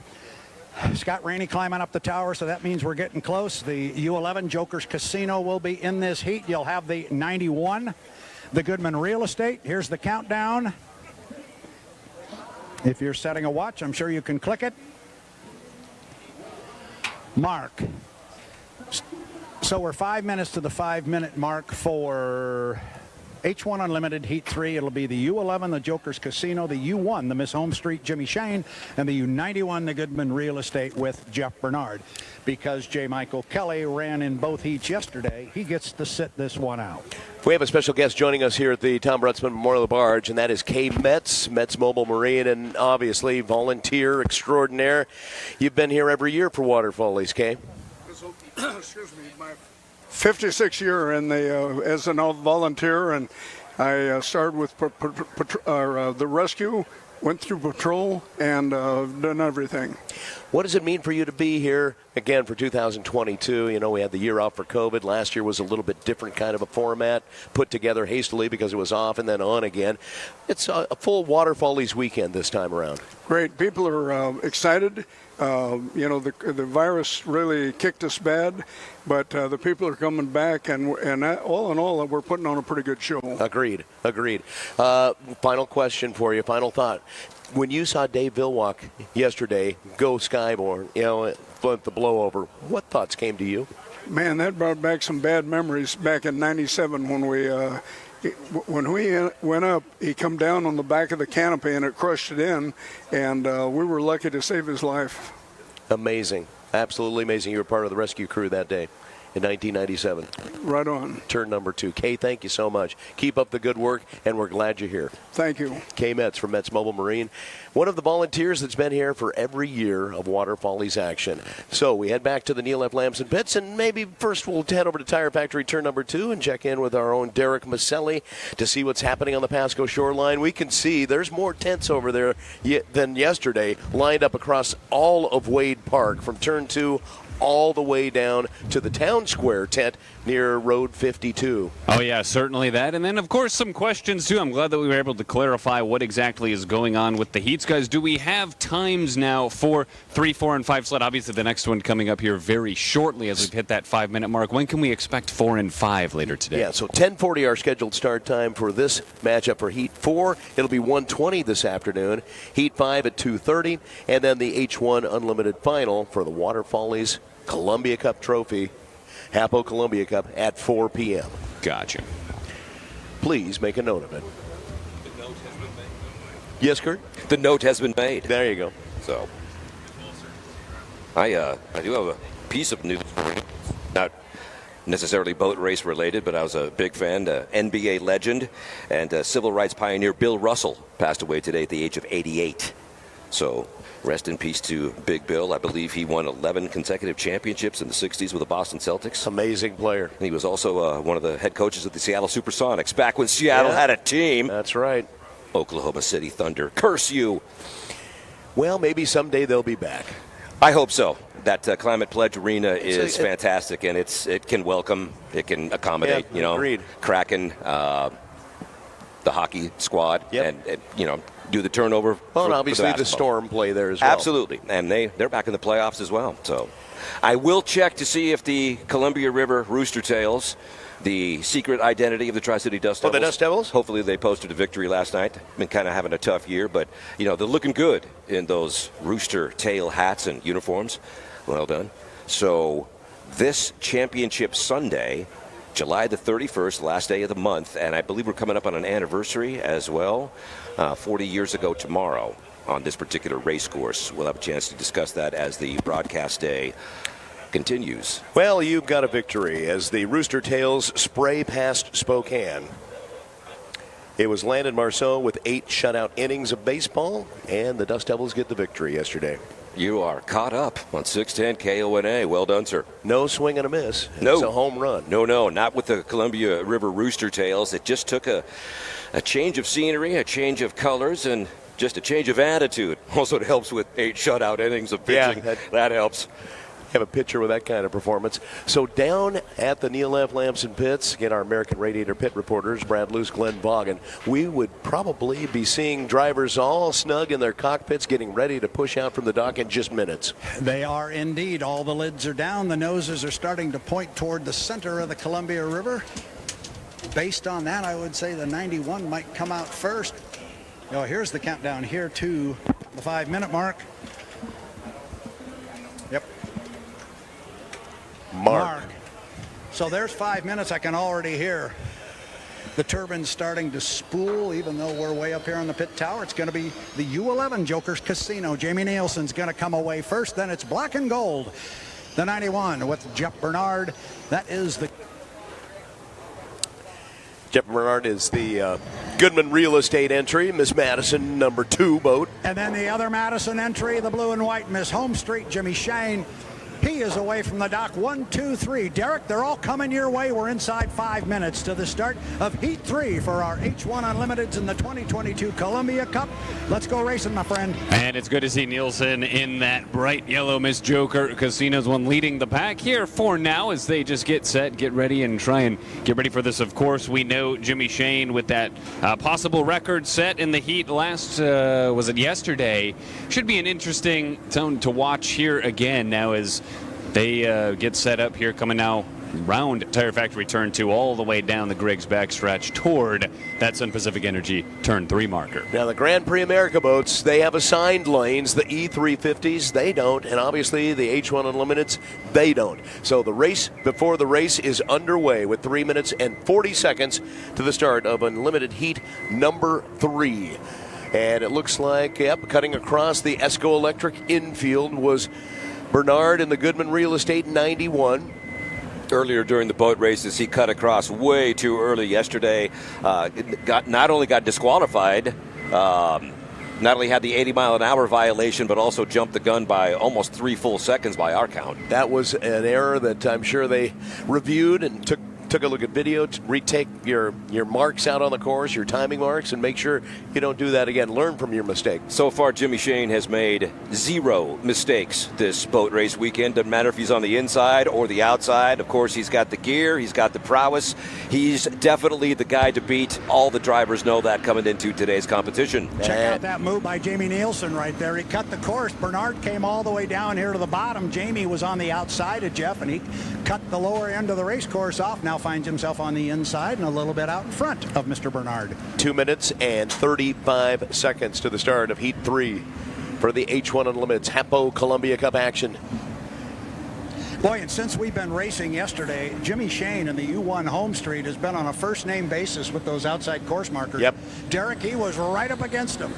Oh, yeah, and that continues to be the case. Hey, he's found where he likes out on the course, and it seems to be working for him. I think one of the more interesting situations here that we'll have to be watching for with Jamie Nielsen and, of course, the U91 Goodman Real Estate boat as well is those timing on those starts, and I think both actually were disqualified from some heats yesterday for falling under 80 miles per hour in these earlier rounds in this race before the race. Exactly. Well, I can tell you right now, those two guys coming down the front straightaway are in a pretty good spot. Yeah, they went way out wide at the exit pin of White's Finished Furniture and Hardwood's turn number 4 to scruff off a little bit more speed. They're just across start-finish line now. He's running, he's doing the S curves. He's going to jump. No, he's going to just kind of do that S move, that snake move down that straightaway to Obviously, stay above 80 if he can, and be in the right position if he can. When you're on the outside, like Jimmy Shane is prone to do, obviously you're covering more area, but when you're diving into turn one, there's just not that much water there. What's the advantage of staying outside with that boat speed, Brad? Clean water. Clean water's the big one there. If you've got enough boat speed to field to drive around everybody, if you can get clean water out there, then you can go for it. Coming up on 1 minute, I think they're going to be okay. Also looks like Bernard's going to be on the outside, and this time Jimmy Shane will tuck in the center position unless he moves out now. Watch him, Derek, and I think he just did. He did. He just jumped the wake. He's now moved to that outside lane. Staying right where he likes, as you mentioned, Brad, that cleaner water. Well, that's where he won yesterday, lane number 3. So on the inside, the 11 Jokers Casino with Jamie Nielsen. Lane number 2 will be the Goodman Real Estate 91 Miss Madison with Jeff Bernard. The other Miss Madison boat, the 1 Home Street with Jimmy Shane in lane number 3 as they head up the Griggs Ace Hardware backstretch. Nielsen in 1, Bernard in 2, Shane in 3. Countdown is on. 18 seconds to the start of Heat 3 as they come to the apex and now around the exit pin of turn number 4 with our Buffalo Brothers friends in the camp up at turn number 4. Hitting the throttle now. 7, 6, 5, 4, 3, 2, 1. Mark. Ooh, it's a really clean start. That was really close for all the boats. The boat speed, though, is on the outside. Jamie Nielsen's on the inside track. He'll get down there first, but look at the outside boat, the Home Street. It's a clean start, by the way. It's a good start. Absolutely. It was a good start. Down to the lower corner, it was Bernard that got down here first with lane position, Derek. Yeah, phenomenal start and phenomenal turns here as now Bernard looks like he was taking the lead out of that turn 2, but along the Griggs backstretch here, that Home Street boat, Jimmy Shane, we know he's quick, and he looks to be now pulling ahead. Yeah, but watch Bernard in lane number 2. He's going to challenge Jimmy Shane as they come up the Griggs Ace Hardware backstretch. They'll be diving into Sun Pacific Energy, Shell Sun Market, turn number 3, and it's Bernard with the lead, at least for now. Jamie Nielsen's in lane number 1. He'll gain a little ground on that inside lane as they come to the exit pin of turn number 4. It's the Goodman Real Estate boat with the lead by about 4 boat lengths over Jimmy Shane. Nielsen falling back a little bit in 3rd place now, about a half a rooster tail back of the leaders.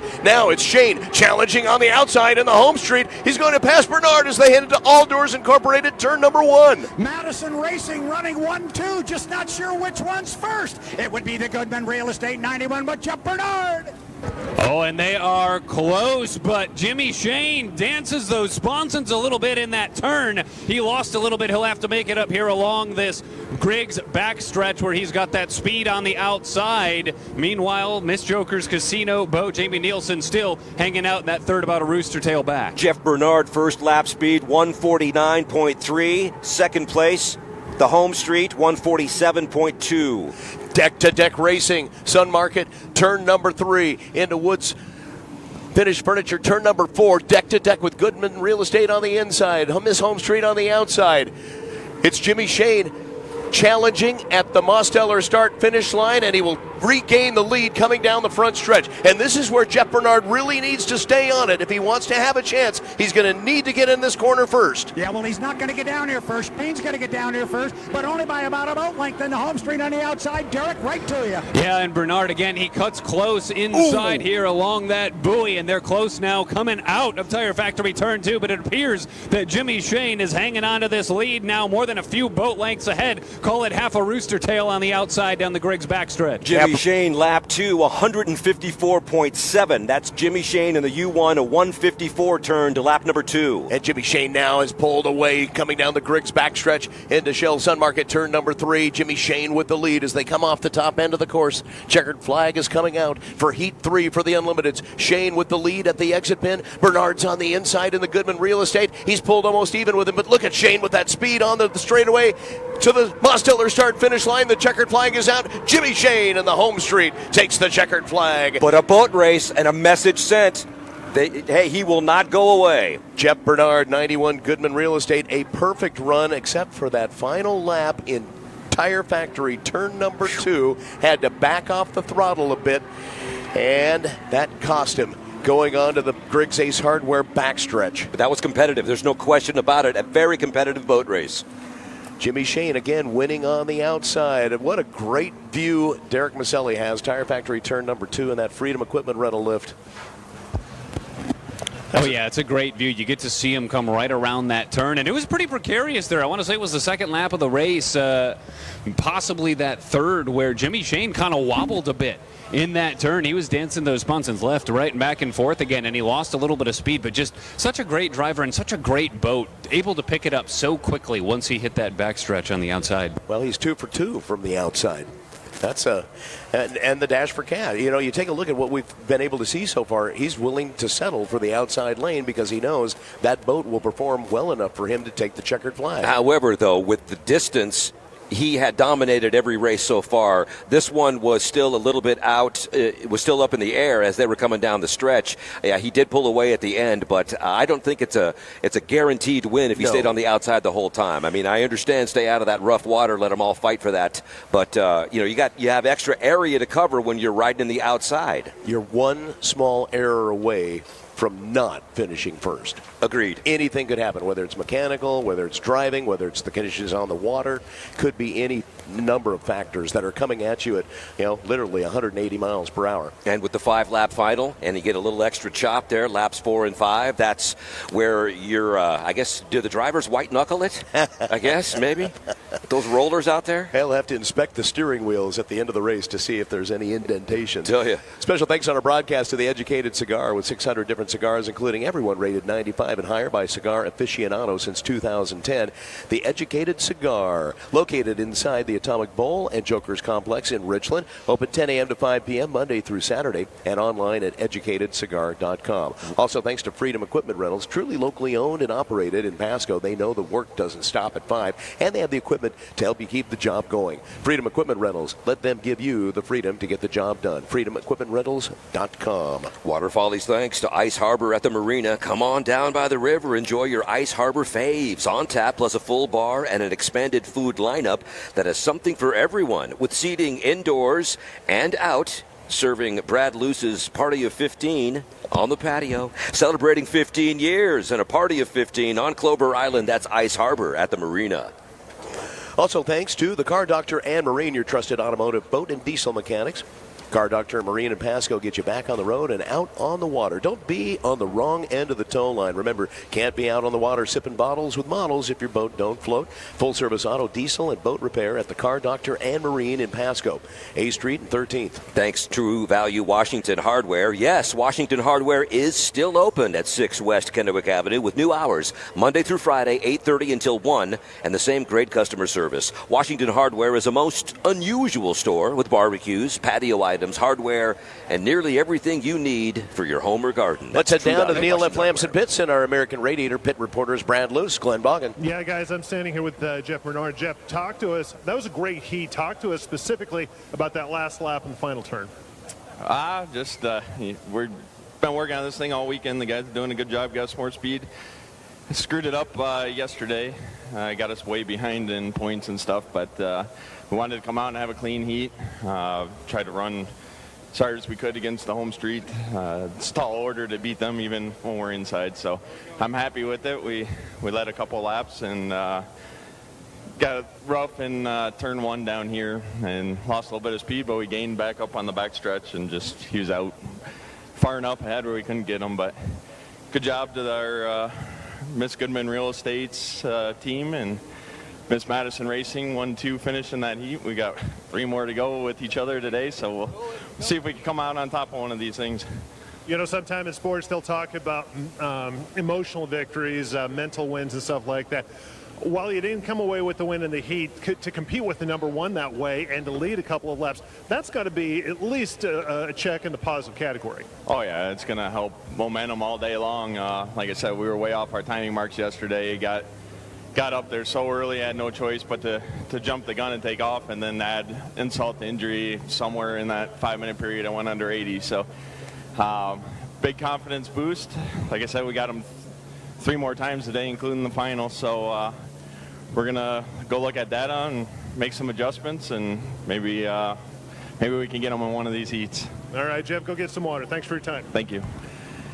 Nicely done, Glenn Boggin. We'll just jump up the dock here a little bit to the other member of the Miss Madison Racing team, Home Street Bank U1, Jimmy Shane. You're liking that outside lane. Yeah, right now the boat's really liking it. We have a big setup in the boat from qualifying. And so I'm really comfortable being out in lane 3. The boat likes it there. It likes flying above the water, and I think we're gonna try to just stay clean the rest of the day and make it into the final. But great 1-2 finish there for the Miss Madison team. I know we don't have many boats left in the pit area, and there's going to be 4 of us running today, but we're going to hopefully continue to put on great shows like that all weekend long, and good race. And hopefully we can give the fans something to go home proud to watch. Well, that one was a lot of fun. The guys were asking me during the broadcast, why is it that Jimmy likes to go outside? And, of course, the answer, that's the way they've got the boat set up. But I was also making a comment about clean water out there. Yeah. I mean, obviously, you can if you get inside, especially down in this turn 1 corner here, it gets pretty snotty down there. So if you can carry your speed and your momentum and the boat ride on the outside and get through that corner a little bit faster and smoother, it is a better way to get around the race course right now. So you lose so much whenever you hit a big hole. I even hit a massive hole there on lap 2, and Jeff kind of scooted away from me, and I was like, oh man, I got to get going. And so luckily the Miss Home Street, we got a lot of horsepower in it this weekend, and I was able to pull away from Jeff there on the last lap. Can you give him some hand signals? Slow down, dude. No, I like going fast. Let's keep going fast. I think it was a good side-by-side race. In fact, the first lap, I think all 3 of us were right there together, which is, you can't ask for more than that for the fans with what we got left in the pit area, and we're going to continue to do that all day long. Let's do it all day long. It is about a show. You guys are really good at putting one on. That one was a good start to the day, so let's keep it going. Good luck, my friend. Thank you very much. All right, Jimmy Shane, driver of the U1, the Miss Home Street, been perfect so far on the weekend, but the one he wants comes up about 5 o'clock this afternoon. And all of a sudden, it is deathly quiet here on the dock. Guys, we'll send it back up to you on start-finish line. Michael, take it away. We will go to air show break, and I would imagine that if there's any kind of a Richter scale in the Madison, Indiana area, that it measured something as those boats finished 1-2. Everybody there was jumping up and down, Brad. 1-2 punch. Jumping up and down. I am sure they were. And those Madison, Indiana. They love their racing. They love their boats. They are some of the best fans on the planet, and they know racing. They know it very, very well. They've been racing there since Sam DuPont gave him a boat back in the late 1950s and early 60s, a boat called the Nitrogen. And Sam DuPont of DuPont fame gave that hull to the city of Madison, Indiana. You'll never guess what they named it. They called it the Miss Madison. Whoa. And the rest is kind of history from there. That's how it all got started. The man's a walking encyclopedia of boat race knowledge. I watched the movie of Madison about 12 times. Yeah, it's a good film. Jim Caviezel, Jake Lloyd, Bruce Dern. Good film. Mary McCormick. Here come the quotes of the lines. Oh, we better, hey, don't stop him. Unfortunately, we got started on some of those last night, and that's what drove everybody at my house to bed. So oh, that's good. I can clear a room really quick when I start with some of those That's things. good to know. That's good to know. Thanks to our American Radiator Pit reporters, Glenn Bogg and Brad Luce. Also, thanks to Comtech, an authorized Motorola Solutions two-way radio channel partner, providing two-way